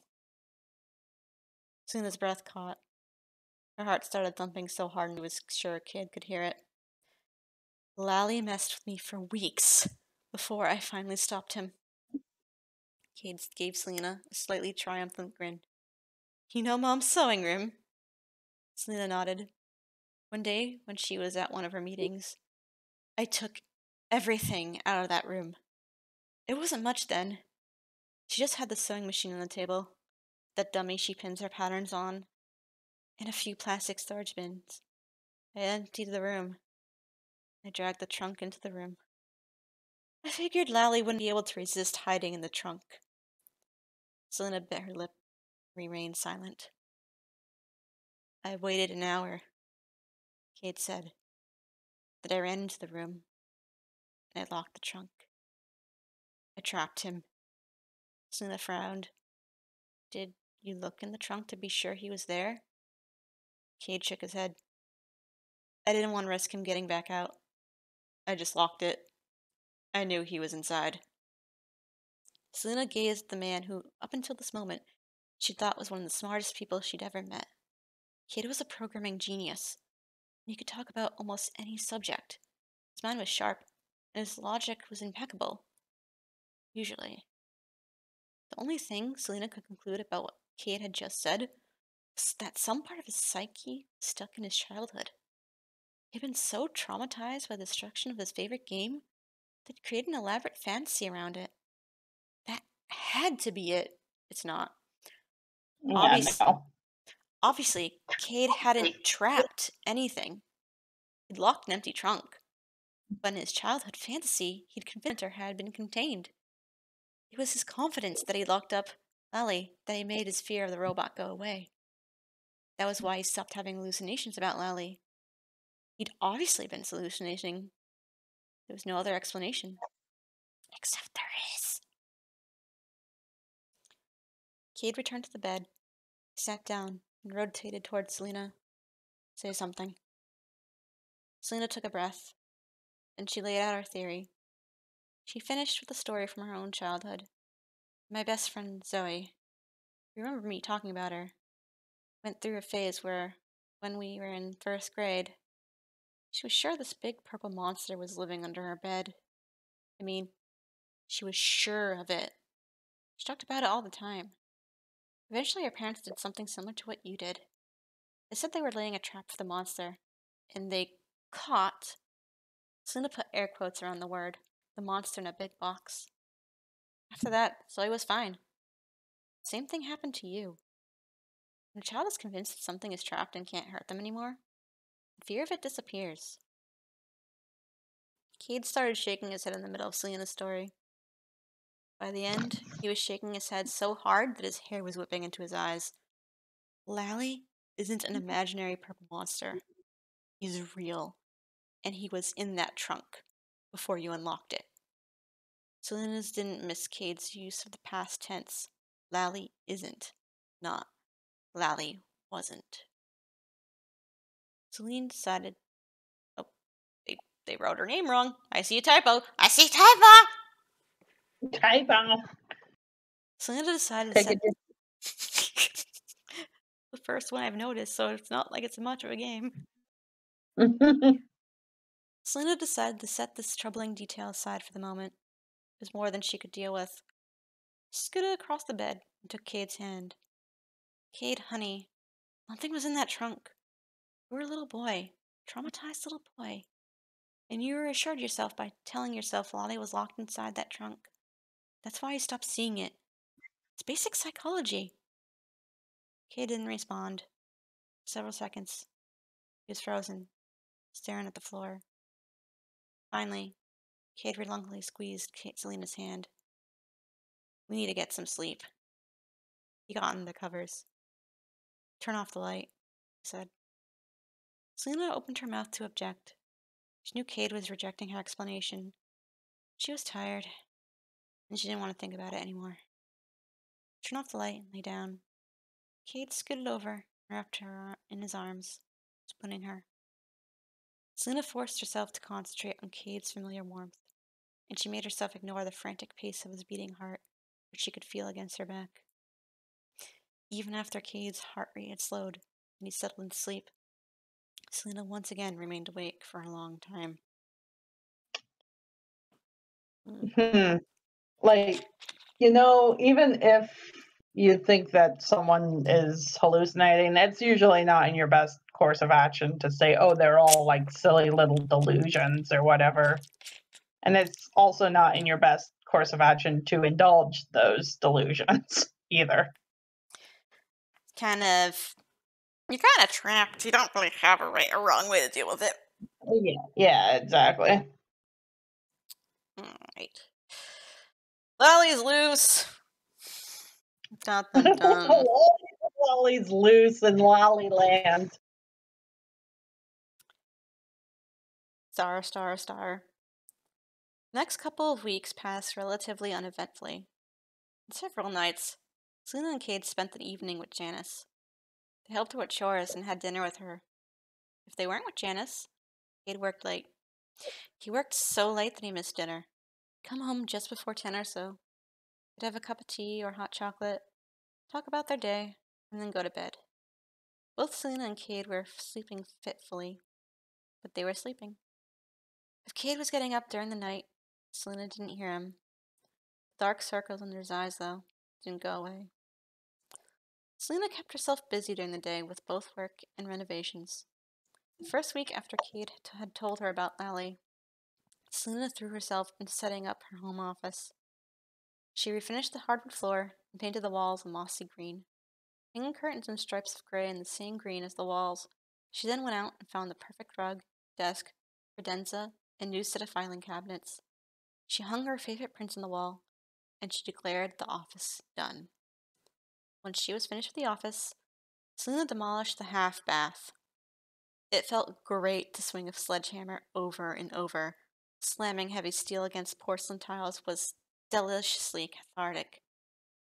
Over the weekend, after she destroyed the bathroom, Selena... Oh my god. Hmm? Lally's gonna get in the walls. I'm living in your walls! You're gonna get in the walls. It's burn all over again. burn your fancy 4-bedroom house or whatever. Over the weekend, after she destroyed the bathroom, Selena and Cade tiled the floor and installed a new toilet, vanity, and sink. They worked from sunup to sundown both ways. Was there something a little frenetic about their pace? Probably, but neither of them mentioned it. After they finished the half bath, Selena turned into the eccentric painting lady. If they agreed on a pale top color for the walls, with white trim, she painted the entire main floor. When she was done, she and Cade went on a marathon furniture shopping spree, purchasing an antique cherry dining room set, a navy blue sofa and love seat, a navy blue rug with a cream and top geometric pattern, an oak coffee table and 2 matching end tables, a pair of antique brass lamps for the end tables. Rich bitch. Selena found the perfect top and dark blue tweed drapes for the living room, and then she fiercely bought throw pillows and art. She spent several hours arranging and rearranging the furniture, finally settling on a configuration that put the sofa and love seat in the middle of the room. She positioned them so that they flanked the fireplace. The dining room and living room were done by the end of the month. The kitchen was going to require a professional, but they hadn't tackled that yet. However, with most of the main living areas complete, Selena decided it was time to have some people over. Kate had made many new friends on the job. On the few nights he didn't work late, He and Selena were invited to several dinner parties so he and Selena could get to know Cade's new coworkers and their spouses. Between these people and the friends Selena was making on her walks and during her shopping trips, they were developing an enjoyable social network. Let's have the Petersons, the Taylors, and the Lees over for dinner this weekend, Selena suggested. One night, as they cuddled on the sofa, sipping hot chocolate. We owe them all dinners. We owe them? Cade said. He grinned at Selena. Did I miss something? Did we contract when we had dinner at their houses? Selena slightly smacked his thigh. You know what I mean. Yes, I do, Miss Etiquette. Selena rolled her eyes. I'm thinking something casual. It's warm enough. We could barbecue. Sure, Cade said. He set down his mug and put his arm around Selena. That sounds fun. On nights like this, Selena could almost convince herself that everything was fine. She could almost forget about the trunk and about Lally. Almost. The night of the barbecue, they had perfect weather. It was warm, and the sky was full of sparkling stars that looked like they had been hung over their heads like party decorations. After a feast of burgers, macaroni salad, green salad, chips, and corn on the cob, followed by homemade brownies, Janice's recipe, Cade said they tasted just like his mom's. The four couples settled around the gas fire pit Selena had installed just days before the get-together. They all reclined on the plush navy and cream striped patio chairs she'd bought the day before. How about charades? Selena asked. Grace Peterson, a petite woman with short cropped blonde hair, popped out of her chair. I want to be on Hugh's team. She poked her husband, Ron, and made him change places with her. Ron, an unusually pale guy with long brown hair, rolled his eyes as he good naturedly gave in to his wife's game of musical chairs. He noticed Selena's questioning look. He was a film and literature buff, he explained. More like a trivia nut, Hugh Taylor's wife. Teresa said. Tall, broad-shouldered redhead. Teresa dwarfed her short, bald husband. But appearances aside, it was impossible to miss that they were crazy about each other. Selena grinned. Well, then I want to be on Hugh's team too. Everyone laughed. Grace did. I've got one. Hugh and Selena and their other teammate, Ava Lee, an athletic brunette, looked up at her. When Grace made the universal sign for movie, Hugh winked at Selena and Ava. They grinned. Grace held up 6 fingers. 6 words, Selena said unnecessarily. Grace held up 1 finger. First word, Ava said. Grace nodded, then she shook her head. She held up 1 finger again. Selena frowned, confused. Point? Hugh asked. He leaned toward Selena. The clue is the 1 finger. Point break, Selena shouted. Cade snorted out a laugh. That's just 2 words, sweetie. Selena blushed. Grace shook her head. She started lifting and lowering her arms as if she were flying. The bird, Selena birded. She blushed deeper the second the words were out of her mouth. Then she laughed. Ignore me, I'm math challenged. Everyone else laughed too. Grace chewed on her lower lip, and her eyes lit up. She bared her teeth and shifted her gaze to the far left. She looked arranged. Again, Selena shouted without thinking, The Shining! She was pretty pleased with herself for that, realizing Grace was mimicking the star actress' crazed expression in that movie. Everyone laughed. Selena clapped her hand over her mouth. She shook her head, then dropped her hand and laughed too. I really can't count, can I? She looked over at Hugh, smiled at her. Then he calmly said, 1 flew over the cuckoo's nest. Grace clapped and rushed over to give Hugh a high five. Selena shook, sorry for being so dense. I wouldn't have gotten that either. Well, I've never seen 1 flew over the cuckoo's nest. Me neither, that's why I wouldn't have got it. They needed to be more specific with the genre of movies they're talking about here. Ava laughed. It's the adrenaline. Who has time to count words? I almost said The Shining too. You just beat me to it. Selena was relieved that no one was making her feel stupid for blurting out 2-word answers to a 6-word clue. Ron stood and began acting out a clue for his team. They played 3 rounds of charades. Hugh was a walking trivia encyclopedia, so he easily guessed whatever his teammates acted out. After the first round, Selena kept her mouth shut to avoid further embarrassment. Her team soundly beat Ron's team, which included Teresa, Cade, and Eva's husband, Marshall. Finally, Ron threw up his hands. I give up. We need to play something else. He picked up his plastic mug and looked into it. Selena said, Would you like another cream soda? Ron glanced at the big ice-filled bowl that had held the canned drinks. I think I drank them all. Selena laughed. We have more out in the fridge in the garage. I'll go get some. You sure? Ron asked. I can drink something else. I don't want to be bother. No bother, Selena assured him. I have a tap, Marshall. Why don't you go get your guitar from the car, sweetie? You can play Name That Tune. Hugh groaned. Ava winked at Selena. Music is the dark hole in Hugh's trivia verse. Selena grinned. I'm pretty good at coming up with song titles. Hurry back then, I said. We keep the same teams. Maybe you can carry Hugh. I'm hurrying. Tonight, she thought. She headed around the house to the garage. She was really glad she trusted it. Well, he's going to be in the garage, isn't he? Yeah, probably. Selena hadn't had much one-on-one time with Cade during the evening, but she'd watched him. He'd been at ease, laughing and talking easily. He seemed like his old self. What a relief. Pushing open the back door to the garage, Selena flipped on the light. They'd run out of bulbs with the right wattage, and they'd had to substitute wimpy 60 light bulbs in the overhead lights. The bulbs didn't throw enough light to brighten the whole garage. Most of the space sat in pockets of dingy darkness. Selena passed the SUV and their new, small red pickup. They'd driven it home the previous week. She strode toward the extra fridge tucked away against the wall. The fridge was flanked by several stacks of boxes Cade hadn't had time to unpack yet. His workshop space was still waiting to be set up. Next to the boxes, the lawnmower, weed whacker, blower, bush trimmer, hoses, and a few other maintenance odds and ends were in a tangle that Cade promised he'd sort out soon. Next to this jumble, the shop vac sat on top of a wooden workbench that Cade hadn't yet put into place. As Selena reached the fridge, her gaze skimmed over the shop vac. She started to open the fridge door. Her hand froze. She flicked her gaze back toward the shop vac. Selena's heart catapulted into her throat. She gasped. Next up, yep. Next to the shop vac, a small white robot with black eyes stood upright. It was Lally. It had to be. It looked just like in the photos.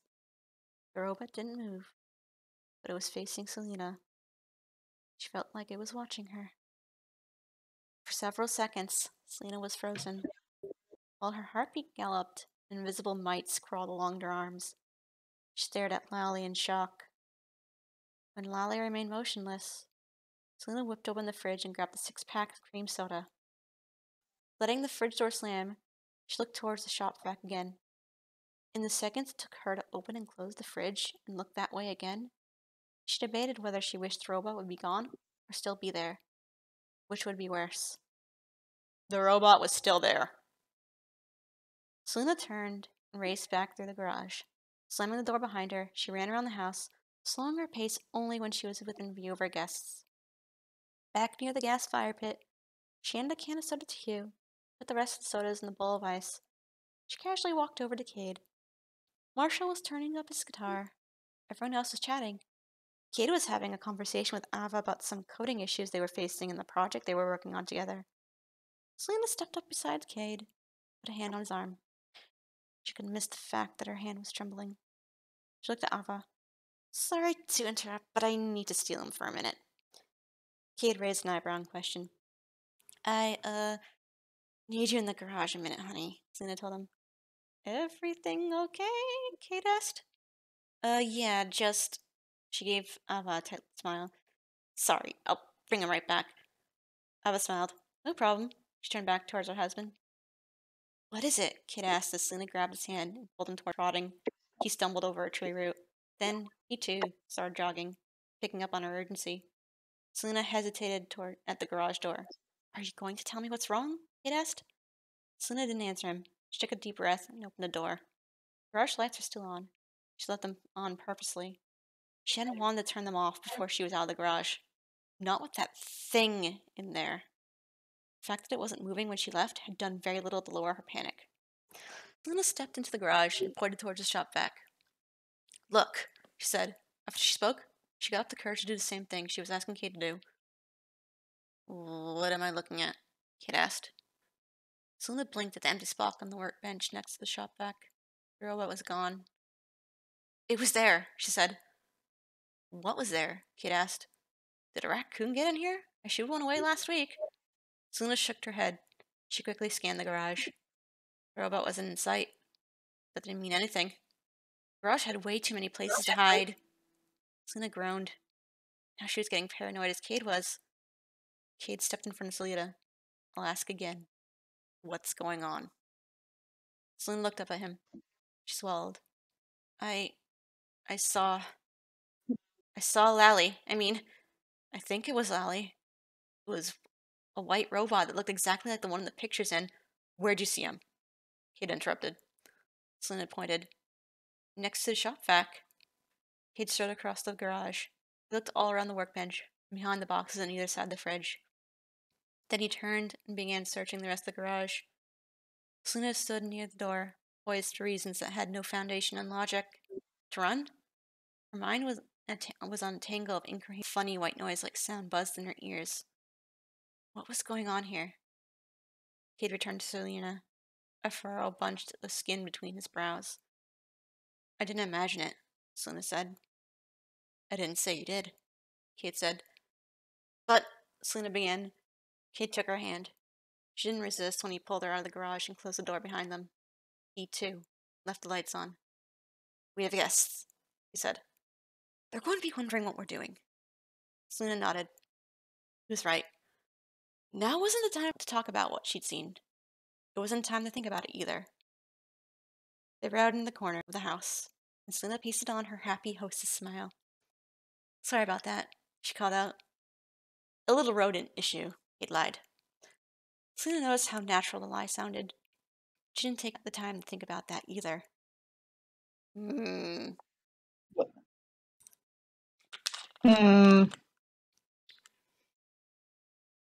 So they're both handling this badly. It also sounds like there's more to the story than what Cade let on. Yeah.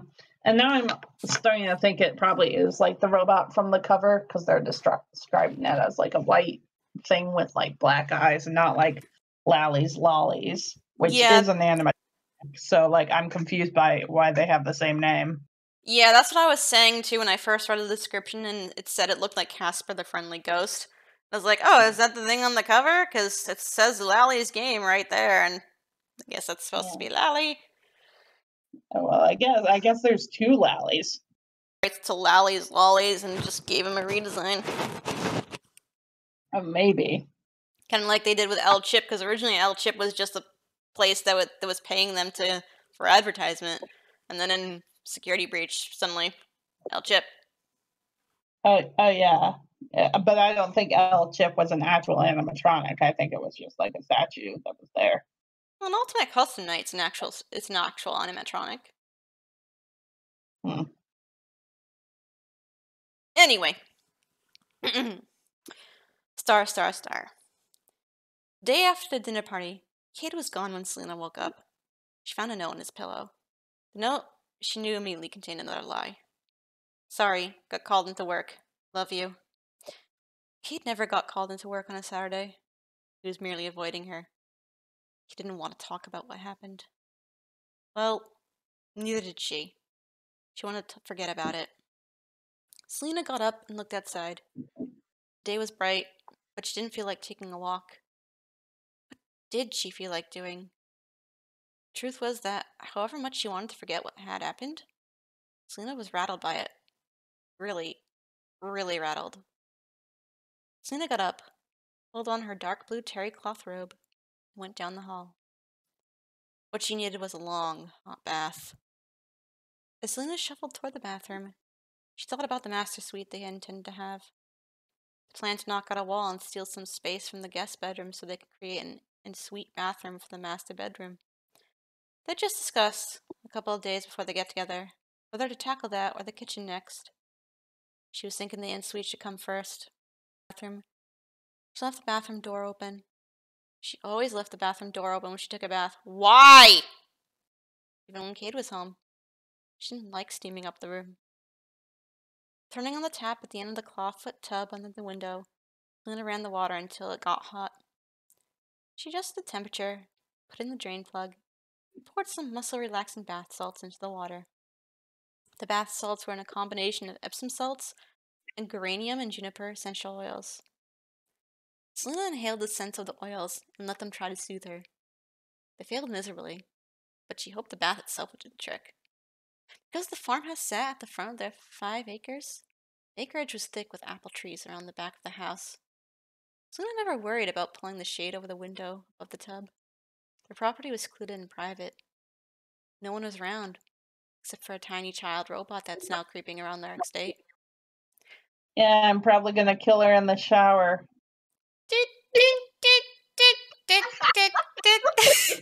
We both thought the same thing. We both did it at the same I time. know. I heard you started doing it as soon as I did it, but I just continued.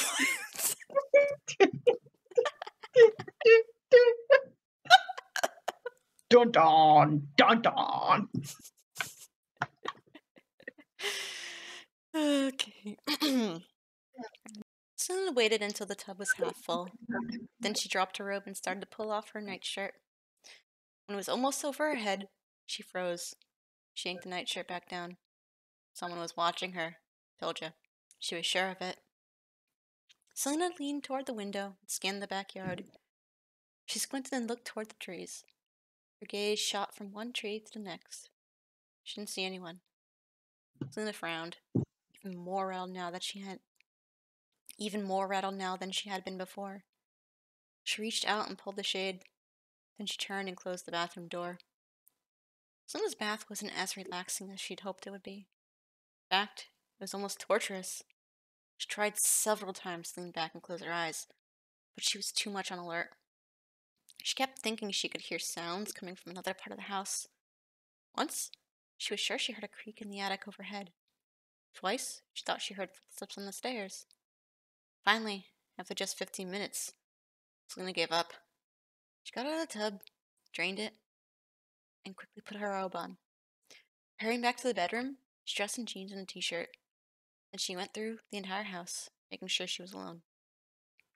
Selena checked every room and every closet. She even looked inside the awful trunk, which was now back in the rear of the closet in the 3rd bedroom. It was still empty. After she assured herself that she was alone, Selena tried to work. It didn't do any good. She couldn't focus. She kept hearing sounds in the house. Once, when the refrigerator's compressor kicked on, she practically leapt out of her chair. It wasn't working. She was a knot of nerves. Selena abandoned her office. She grabbed her purse, went out to the pickup, and drove out of town. She spent the afternoon antiquing, coming home with a vintage skirt, an antique hall table, and a pair of 100-year-old pewter candle holders. Ah, yes. Shopping, the cure to all fear. Like, how much money is she like getting for her like travel blog or whatever? I don't know, but like, literally, a computer programmer is not, and a blogger are not going to make that much. Well, then again, she did say her husband got an inheritance from an aunt, but still, how are you affording this shit? My dad was a computer programmer and he was pretty well off, but that's just because like he worked for the government. So again, how is she affording this shit? like, I don't know. Like, my experience with antique stores, you go around, you look at stuff, you sneeze a lot, and then you leave.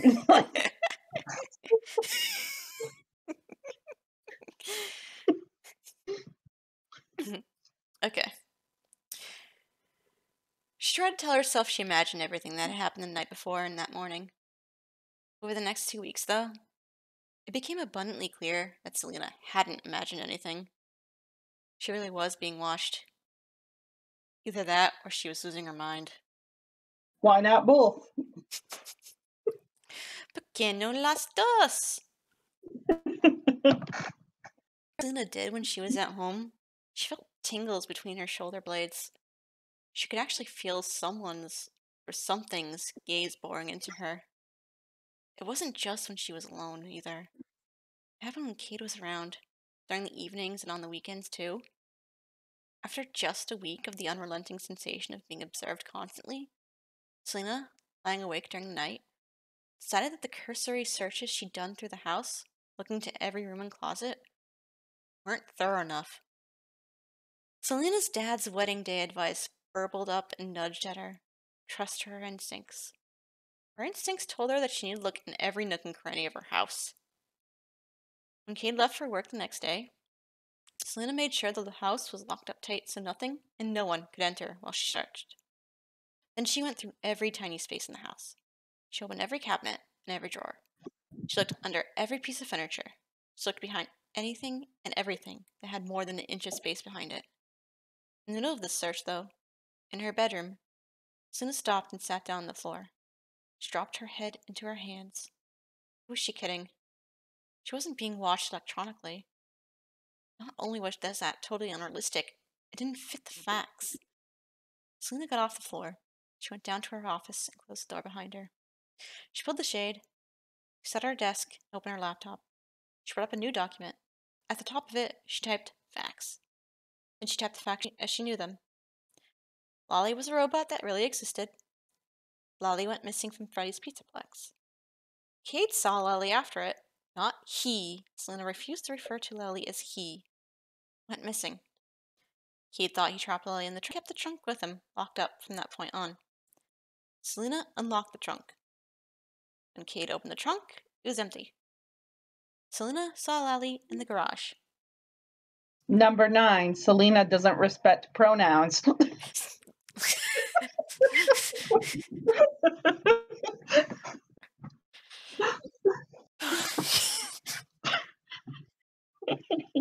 Sorry. Number 10, Selena is an idiot. Number 11, needs to stop buying vintage shit. Selena had taken a symbolic logic class in college. It had been an elective, chosen as a lark, but what she learned came in handy now. She ran her facts through the logic equation, came up with 2 possible conclusions. Neither of them made her happy. One logical conclusion, based on the facts, was that Lally was real. And although not easily proven, the corollary to this conclusion was that Lally was watching Selena. This conclusion, however, was so insane, logical or not, that led to the other possible conclusion. Selena was losing her mind. Figuring they would help her in her business world, Selena had also taken several psychology courses in college. In one of the courses, they studied paranoia. Paranoid people, suffering from delusions, were always convinced that their conclusions were logical. The problem, however, was that their conclusions were based on logical fallacies. Selena went back over her list of facts. Was she really sure they were facts? Or was she just grasping at logic to cover up the real fact that she was becoming paranoid and delusional? Her laptop. Her hands were shaking. She couldn't stay in this house another second. Selena left her office, ignoring the immediate awareness of being observed as she walked into the kitchen. She grabbed her purse and went out to the pickup. She backed out of the garage. She realized where she needed to go. Why did you delete that document? I would just have it on the record in case your memory is failing you and you go more insane. Like she said, crazy people don't know they're crazy. Well, technically, paranoid people don't know they're paranoid and suffering delusion, but she seems very aware. Yeah. I don't know. It wouldn't being convinced that your delusions are delusions prove that they aren't delusions. Yeah. That's just a logic thing that makes my head hurt. I'm not going to think about it anymore because it literally is giving me a headache. Okay. Star. Well, hello, dear, Janice said when she opened her door and saw Selena standing on the front porch. I'm sorry I didn't call first, but Janice waved Selena's words. What did I tell you about calling and about knocking on the door? My home is your home. You can come and go as you please. Janice had given Selena a key to her house the day Selena and Cade got married. and she had indeed told Selena to treat Janice's house as her own. Selena, however, hadn't been able to bring herself to do that. Besides, she was afraid that if she did so, Janice would assume the open door policy was reciprocal. Selena loved Janice, but she didn't want her mother-in-law dropping in unannounced, wearing a ruffled pastel pink apron over yellow polyester pants and a yellow-green floral pastel blouse, led Selena through the living room and into her large, old-fashioned kitchen. Janice's leather flats tapped on the yellow and blue linoleum floor.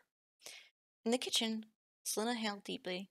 The room smelled like butter and cinnamon and sugar. The scent was enticing. It almost made her forget why she was there. Janice gestured at the baking ingredients and pans scattered across her yellow formica countertops. The hell is a formica? I don't know. I think it's like some kind of style. I don't know. Hmm.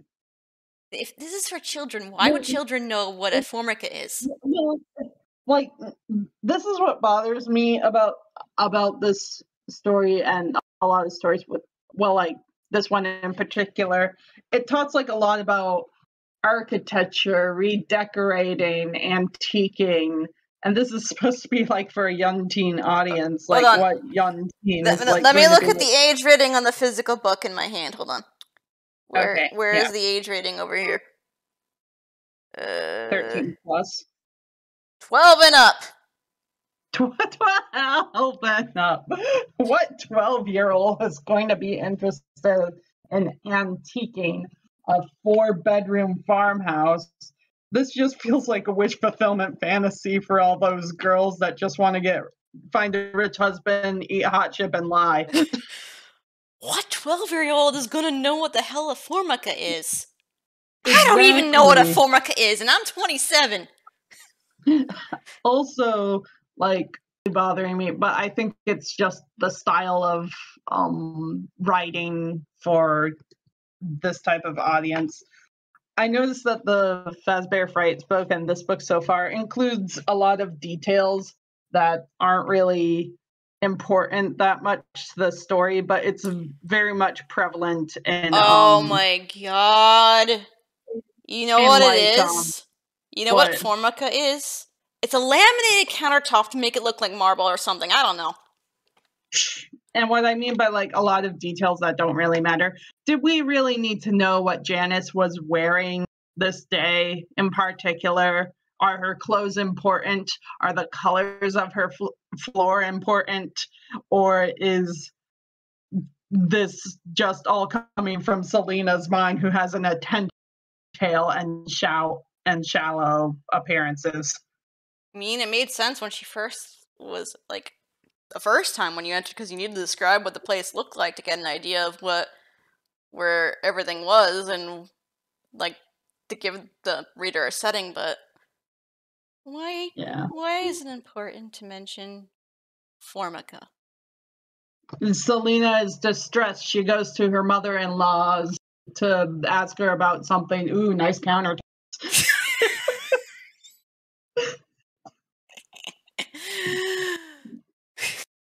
Okay. Let's just go continue. Janice gestured at the baking ingredients and pans scattered across her yellow formica countertops. I was just whipping up a batch of my raised cinnamon rolls for the ladies' club, Janice said. Would you like to help? I'd love to, Selena said honestly. Maybe making cinnamon rolls was a better idea than having the conversation she wanted to have. Baking usually relaxed Selena. She hoped it would do so today. Selena went into the pantry and plucked the simple blue apron, no ruffles, from the back of the pantry door. Janice had given the apron to Selena to use when they cooked together. Frills don't suit you, dear. You're far too beautiful to hide those elegant curves under flounces. For the next hour, Selena and Janice spread out dough and sprinkled it with butter, cinnamon, and sugar.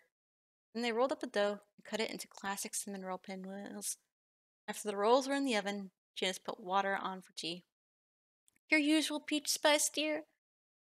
Do you have any chamomile? Selena asked. Oh my, Janice said. Do you need a distressor? Could say that. Janice didn't ask why Selena needed a distressor. Selena liked that about Janice. She never cried. Janice made the tea. She and Selena sat at Janice's round kitchen table. Selena toyed with a pale blue and yellow plaid placemat that she let Janice chatter about in her bridge club for a few minutes. Then Selena decided the conversation she came to have couldn't be put off any longer. Speaking of games, Selena said, in what she knew was a pathetic segue. What was it that Kaylee's game? Janice didn't seem to mind the abrupt change of subject. Why, I'm not sure. Shook a sip of tea. It's funny you ask. It's something I did wonder about at the time. At first, I thought it was the colors in the arena. He's never liked my softer color palette. Selena thought about the rich burgundies, dark greens, and deep blues that Cade liked to wear with his ubiquitous khakis. She nodded. But I decided that wasn't right. I think what it was. Janice leaned in her chair. The game made him feel special. Because the game was just for two. And Lally was a robot. I think Cade felt like he was the chosen child or something. Now, heaven only knows why he needed that feeling. As an only child, he got nothing but tons of attention from me and his dad. Until his dad passed away, of course. Rest his soul. She shook her head. But maybe that was part of it. He was an only child. Maybe he wanted a brother. Maybe Lally was like a brother to him. I'm really not sure. I do know that Cade didn't want to share Lally with anyone. What do you mean? Selena asked. Oh, I'm just remembering how upset Cade got one day when another little boy, a boy he knew from school named Daniel, snuck into the game. My oh my, was Cade angry. He was furious.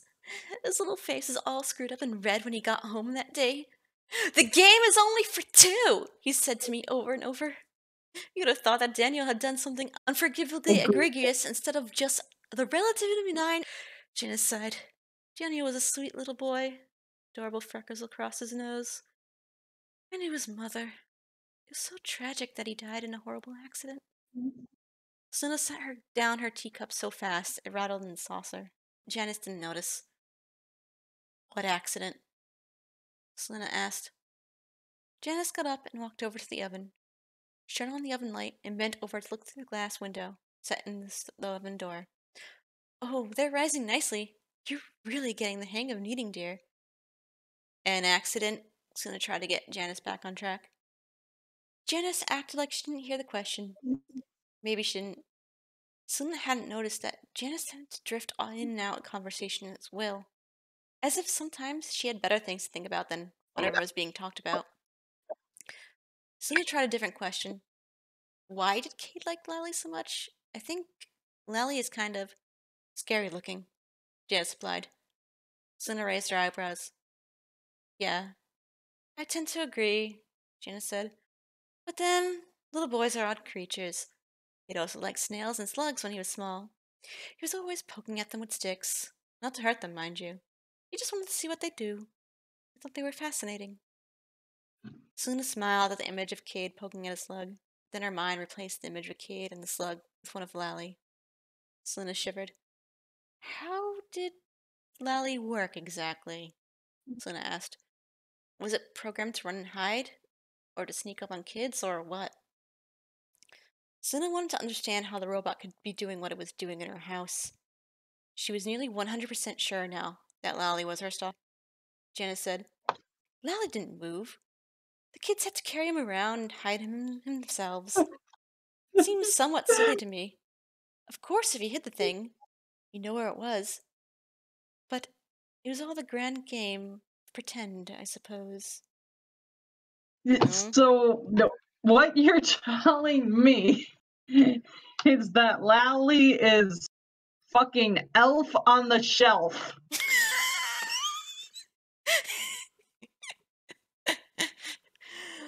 Is the twist gonna be that the husband's been moving him around this entire time?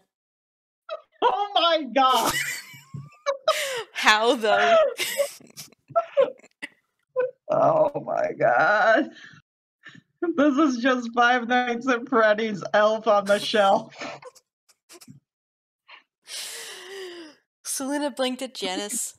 She opened her mouth to ask another question, but no words came out.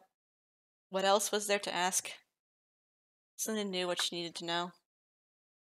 Wiping her suddenly moist eyes with a trembling hand, Selena stood. I have to get home and get some work done, she lied. I'm gonna take a drink now. Take that drink. It's almost 11.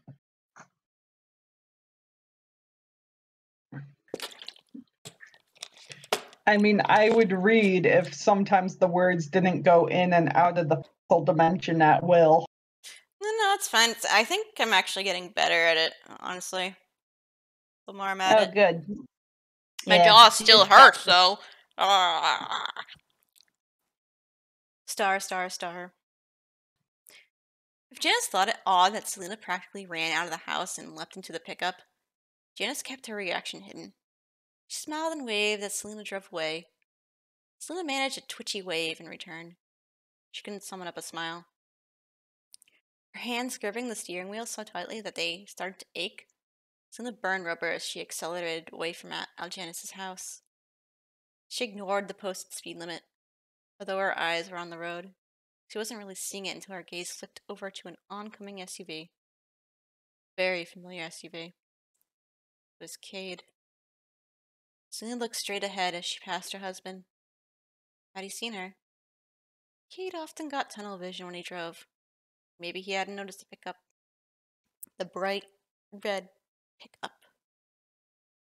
Selena glanced in the rearview mirror. The SUV turned off, headed toward Janice's house. So what if Cade did see her? Maybe Selena was overreacting. Maybe she only thought she knew what was going on.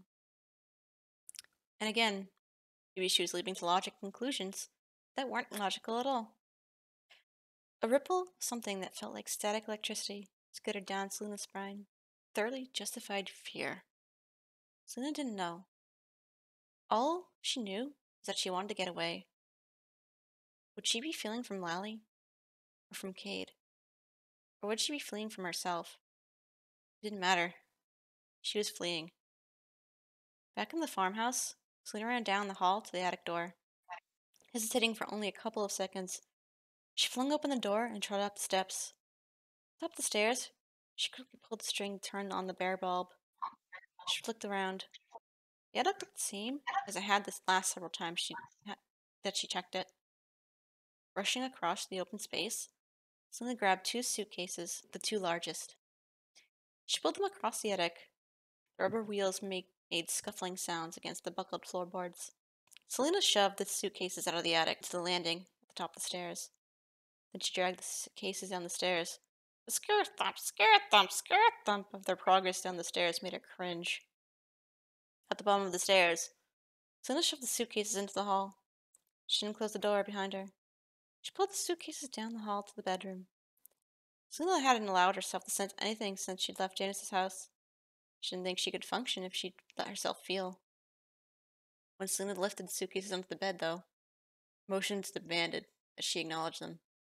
She started crying. Stop it, Selena chastised herself. She wiped her eyes. She needed to focus. Selena rushed to the bureau and began pulling out her clothes. She tried to think clearly enough to grab only what she needed. Other than packing and getting out of the house, she had no clear plan and reasoning. She was reacting. Selena finished with the bureau and started toward the closet. She was reaching for the door handle when she heard a thud downstairs. She froze. Holding her breath, Selena listened. She just started to breathe again when the thud was followed by a rustling sound, which wasn't far away. Selena turned and stared at the open bedroom door. Why hadn't she closed it? Abandoning her packing job, Selena crossed to the open doorway. She looked down the hallway. It was empty. A single tap came from the stairs, leading down to the first floor. Selena glanced into the bedroom. Should she ignore the sounds and just keep packing? No. No way. If she wasn't here alone, she wanted to know about it. Selena tiptoed towards the stairs. She craned her neck to examine the whole flight. It was empty. Selena looked around. Okay. She'd do this systematically. Starting with the empty bedroom, Selena began her search. She first opened the closet and checked the trunk. It was empty, of course. Selena moved on to the bedroom they'd intended to turn into a spare room. It now had a bed, but the bed wasn't made up, and they hadn't added any other furniture. Selena got down on her knees and looked under the bed. Nothing. She stood and went to the closet. Selena had put the lesser used part of her wardrobe in this closet. She had too many clothes. She put most of her vintage finds in this closet. Throwing open the closet door, she pushed back the long dresses and skirts. Nothing was behind them. The only thing on the floor of the closet was a couple dozen pairs of Selena's shoes, the ones that didn't fit in the master bedroom closet. On the shelf above the clothes, hat boxes containing the hats she rarely wore were stacked up almost to the ceiling. Selena left the guest room. She opened the linen closet. It, too, held only what was supposed to hold. A stack of towels, sheets, and bales of toilet paper and paper towels filled the closet shelves. Selena closed the closet door. Selena already knew nothing was in her bedroom. She'd just been in there. She'd also just checked the attic. She had to go downstairs. Selena walked slowly to the top of the staircase. She listened. 2 clicks and a rattle came from the direction of the kitchen. Selena steeled herself. She stepped as lightly as she could onto the first step. Doing her best to avoid the creaky spots on the stairs, Selena crept down to the living room. There, she paused. A faint scratching sound came from the dining room. She headed that way. They had yet to fill the hutch that had come with the cherry dining room set. Its upper display cabinets were empty. Selena hurried over to the hutch and opened its bottom cabinets. They were empty, too. The dining room was separated from the back, so the door was open. Selena stepped through it and surveyed the kitchen. It was deserted. She crossed the pantry. She opened the door and looked at the shelves full of canned, boxed foods, baking supplies, and small kitchen appliances. She felt her tears trying to return. She'd had so much fun organizing the pantry, but that had been before. Rasp came from the living room. It sounded like something was being dragged. Selena grabbed the rolling pin from the nearest pantry shelf. She ran into the living room. The rolling pin cocked over her shoulder. The living room was empty.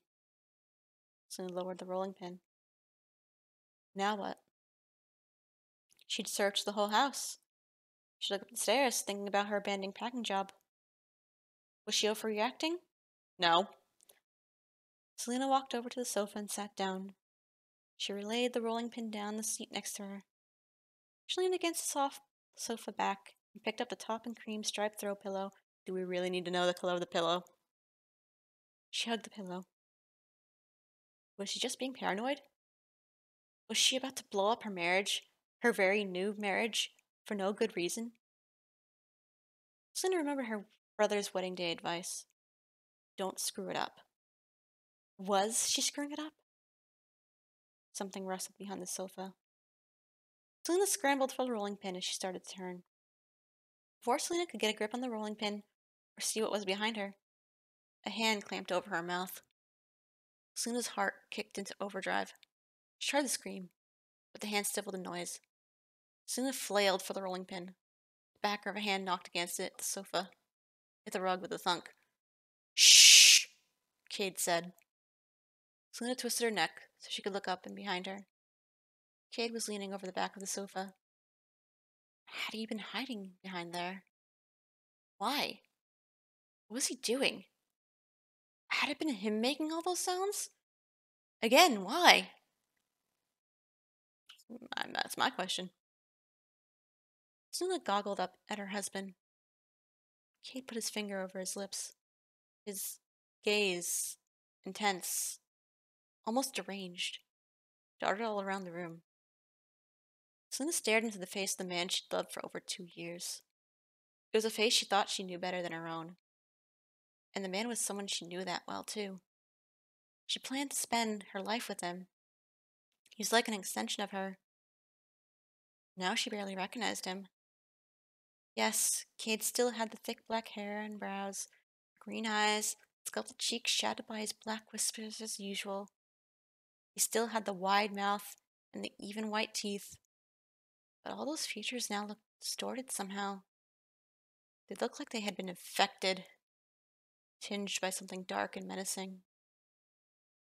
Selena tried to wrench her head away from Cade's hand, pulled her tighter against the back of the sofa, turning her head so she couldn't see him anymore. She felt the pressure of his head against the top of hers. If you upset Lally, Cade whispered, you'll end up in the trunk next. Selena felt the bottom drop out of her stomach. She struggled to suck in air through her nose, which was partially covered by Cade's hot, hard palm. Cade's breath was sour. He never had breath like that before. She smelled his breath that morning and his garlic breath and peanut butter breath, but this was acrid, as if he was exhaling whatever poison he kept hidden inside for many, many years.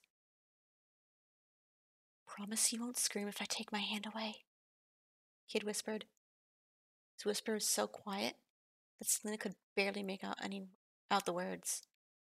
His warm, repulsive breath puffed into her ear. Selena nodded several times. Why bother screaming? No one but Cade would hear her anyway. Promise, Cade whispered. Selena nodded again. Cade took his hand away from Selena's mouth. She turned and opened her mouth. Cade made another shushing gesture. He leaned even closer to her. Don't speak. You really don't want to upset Lally, Cade whispered. Selena used every ounce of willpower she had to keep her expression blank. She didn't move or make a sound. Cade hurried around the sofa and sat down next to Selena. She didn't look at him again. She couldn't. She stared straight ahead. Selena was screaming her head off. She was tearing towards the door. She was coming to grips with the only logical conclusion presented by facts. Her husband was insane. Selena looked towards the entryway. Could she make it to the front door before Cade caught her? She glanced at Cade. He cocked his head at her. Then, he too, looked toward the front door. He shook his head, slowly, once. He returned to scanning the room. Cade was sitting close enough to Selena that she could feel the heat of his muscled thigh against hers. She was so familiar with the solid feel of him. Now the pressure against her own leg felt foreign, invasive. You killed Daniel, didn't you? Selena whispered. She didn't know she was going to ask the question until it was out of her mouth. She hadn't let herself consciously think about the conclusion she reached when Janice had told her about the boy who had died. But clearly, Selena had known. Why else had she raced home to pack? Why else had she planned to leave the man she loved? Cade turned to stare at her. He shook his head. No, he whispered. He shook his head again. It was Lally. He turned and looked behind them. He craned his neck to look up the stairs. He shook his head a third time. The game is only for two. Ripples of terror cascaded through Selena's nervous system. Her throat closed, and she fought to breathe. Somehow, though, she was able to keep her expression tranquil. Selena dropped her gaze, looking for the rolling pin. Her shoulders slumped. The rolling pin had spun over the rug when it hit. It was now under the coffee table. Turning toward Cade, Selena tried to look loving and concerned. Knowing what Lally did must have been terrible for you, she whispered. Cade looked at Selena, as if he had no idea what she was talking about. She tamped down her revulsion and touched Cade's form. Cade, honey, if Lally isn't in here, we need to leave. Why don't we leave? Cade frowned. He turned and looked towards the front door. He shook his head. Selena didn't think. She just acted. Leaping off the sofa, Selena lunged for the brass lamp on the nearest end table. She yanked its cord free, the plug set in the floor. Cade started to stand and reached for Selena. Before he could, She gripped the lamp by its neck, crunching its drum shade. Then she strung the lamp like a baseball bat. She bashed the base against the side of Cade's head. Cade staggered back, then fell onto the coffee table. He hit his temple on the table, and he was limp when he slumped to the floor. Yeah, you just killed your husband. Selena didn't wait to see if Cade would move. She dropped the lamp and took off. Because Cade's body blocked the path to the front door, she started toward the kitchen. She hadn't taken 2 steps, though. She saw a hint of white out of the corner of her eye. Selena whipped her gaze towards it. As she did, Cade moaned and shifted. Selena lost her ability to reason. She turned and galloped up the stairs. At the top of the stairs, Selena realized she'd been an idiot. She should have tried to make it to the back door.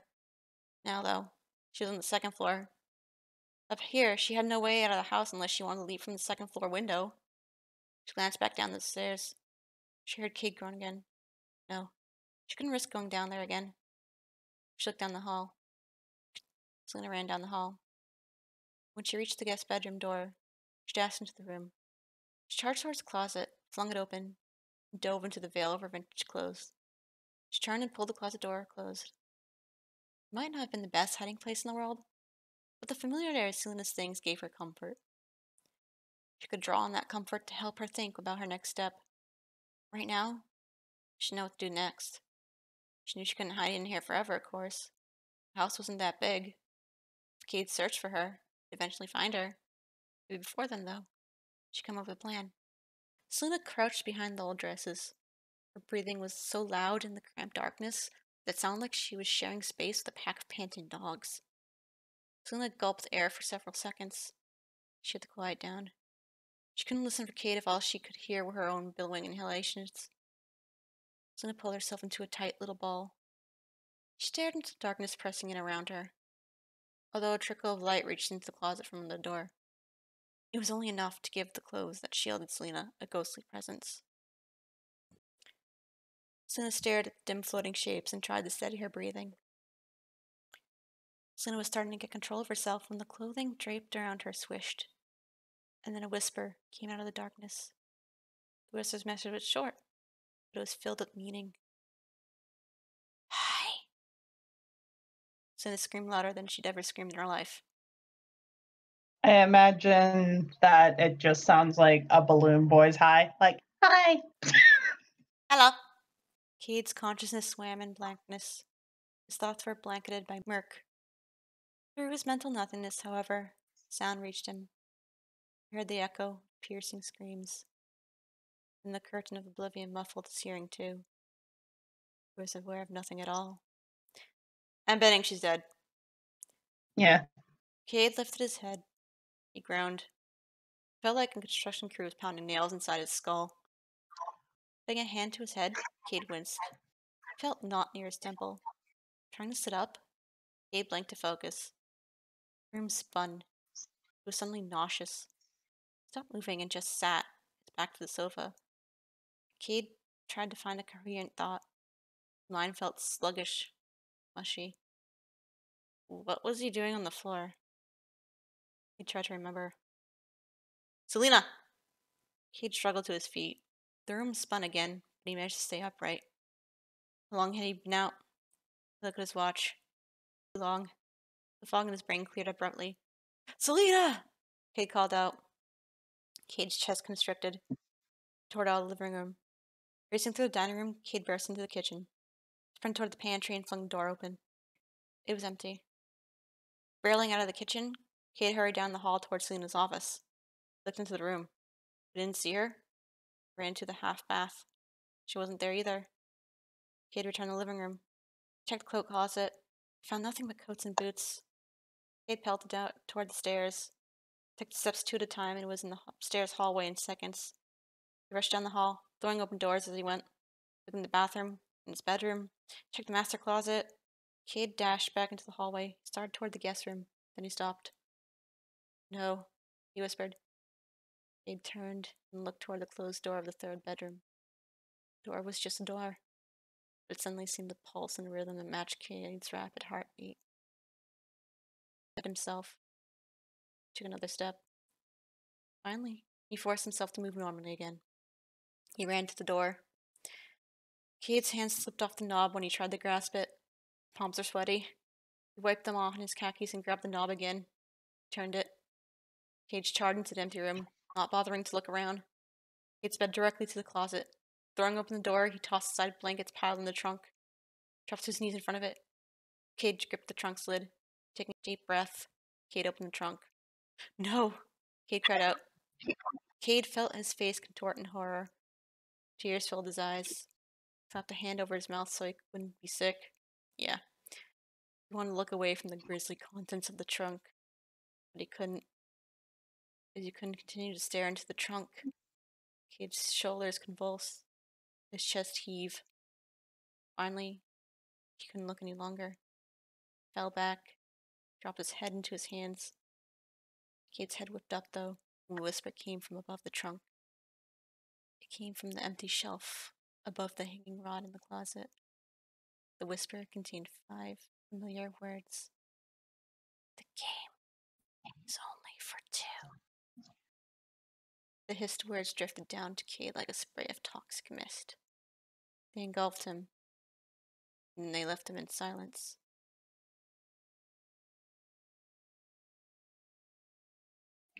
She did. Oh God, I can already tell this is not going well from what I just glanced. But star. Oh. Cade reached the top of the staircase leading to the attic and looked up the stairs. He looked across the attic at his beautiful fiancée. He's already moved on! How could he have gotten so lucky? He hit the jackpot again. Ugh. Debbie was lucky boy. Gorgeous. Blonde, blue-eyed, petite, and as sweet as she was stunning. Debbie was any man's dream. And for Cade, she was reality. And you're a dick. Hey, babe, Debbie said. This is the coolest, isn't it? I never had an attic before. Cade smiled. He loved David's enthusiasm for life. Above them, rain pattered on the attic roof. The gentle tapping was soothing. So was the dark, cloudy sky that hung low over the house like a gray shawl. Cade and Debbie were moving into their new home. Big, old Victorian. What is it with you and the big houses? You know. Let me finish this. Let me finish this first, and then we can rat on them. A big old Victorian house. A big old Victorian house on the outskirts of the city. They got in the house for a song because it needed a lot of work. But Cade didn't mind. He liked a fixer-upper. Cade walked over to Debbie and wrapped his arms around her slight shoulders. Yes, it's the coolest. Like you. Debbie laughed. She tilted her head back and kissed a dimple on Cade's chin. It's called a cleft. Stepping out of his embrace. It'll make an incredible art studio. She crossed the big octagonal window at the east end of the attic. She threw her arms out and then spun in a circle. When the sun's out, the window is going to let in some amazing light. An incredible art studio for an incredible artist, Cade said. Debbie laughed. She returned the Cade. You're the one who's incredible. Head programmer for the biggest tent company in the state. Hard to beat that. That's why. Cade gave Debbie an aw shucks look, but he didn't disagree. His new job was going to be great. He still couldn't believe he landed it. Couldn't wait to get started. Every time it's a new job. He had to move away from his mom to take the job, but she hadn't been upset about that. Janice had assured him she'd be fine. It was sweet of you to move back to be close to me, sweetie, she said. And I loved having you nearby, but now I think you need to move on, and I'm perfectly capable of taking care of myself. Just how quickly did you move on, dude? Debbie stepped away. He's still looks very handsome, I imagine. So it could be anywhere between a year to a month to a week. So I don't know. Debbie stepped away from Cade and started shifting boxes around. She set one box on top of a stack of 2. Then she cocked her head and looked behind the stack. Hey, I've never seen this trunk before, Debbie said. What's in this old thing? Around her narrow waist. Oh, he said. It's just some childhood baggage. Dun dun dun. Cade steered Debbie toward the attic door. I'm ready for a break, babe, aren't you? Let's go down and have some of that lemonade the new neighbor left for us. What was her name? Something old-fashioned? Debbie smiled. Winifred. That's it, Cade said. Cade ushered Debbie down to the attic and turned back to flip off the light. Hesitating, half listening to Debbie chatter about an aunt who had an old-fashioned name of Octavia, Cade looked at the trunk. The battered old chest seemed to peer back at Cade as he gazed at it. Cade turned off the light. He closed the attic door. Thunder rumbled as the skies darkened even more. The attic was swathed in somber shadows. Nothing but blackness could be seen in the vast space, until two small points of light peeked up over the top of the trunk. See, this is exactly what I mean. Like, in that one scene with Selena, like, about to open the thing and then deciding, like, I'm gonna go yell at my husband instead. Like, it would, like, Yeah. just show a zoom-in shot and, like, the lid, like, slowly opening. Okay. Well, like, what were you saying about like the tech programmer thing? Why did that make you Because when he moved to the new house originally with Selena, because he got a new job at a tech company, at this tech company, and they also bought a fixer-upper house. So it's like it's a pattern. Yeah. And like he finds like the artistic woman too, like she's an artist. His previous wife was like a travel blogger. I wonder if he actually was upset or if that was also acting, considering how good he was at lying. Yeah. Could be. Yeah, and looking at the wiki, the only thing that really says that Lally from Lally's Lollies and the Lally from Lally's name seem to be unrelated despite sharing the same name. So Any that's theories that. on it? I hmm, I don't really, because like I'm looking at the book itself, not the short story. Let's see if I knew that the woman would die because they paint her as really shallow and vapid and cares so much about like the big house on the farmland. And I don't know, like nothing to say about Lally's game. It was pretty like straightforward as far as like short stories and stuff go. Apparently, there is an epilogue, and I didn't scroll past it fast enough, but spoilers, that it just confirms the fact that the Mega Pizzaplex is built on top of the Pizzaplex from the Pizzeria Simulator. Oh, okay. Basically everything we just knew. Okay, so that's just basically, yeah, the only thing it really says about Lally's game is this is the second time the name Lally has been used in the franchise. It first appeared in Lally's Lollies, a sponsor in Freddy Fazbear's Pizzeria Simulator. However, despite sharing the same name, the two animatronics don't seem to be related. And everything else is about Jessica, it appears. Jessica! From the first story. But I did have like one connecting theory. I know from the first story, Jessica's boyfriend, his name was Robert, and there was a guest named Rob when they were playing charades. So maybe that's him all grown up now. We'll have to see later. Maybe. And that was Lally's game, I guess. Yeah, it wasn't bad.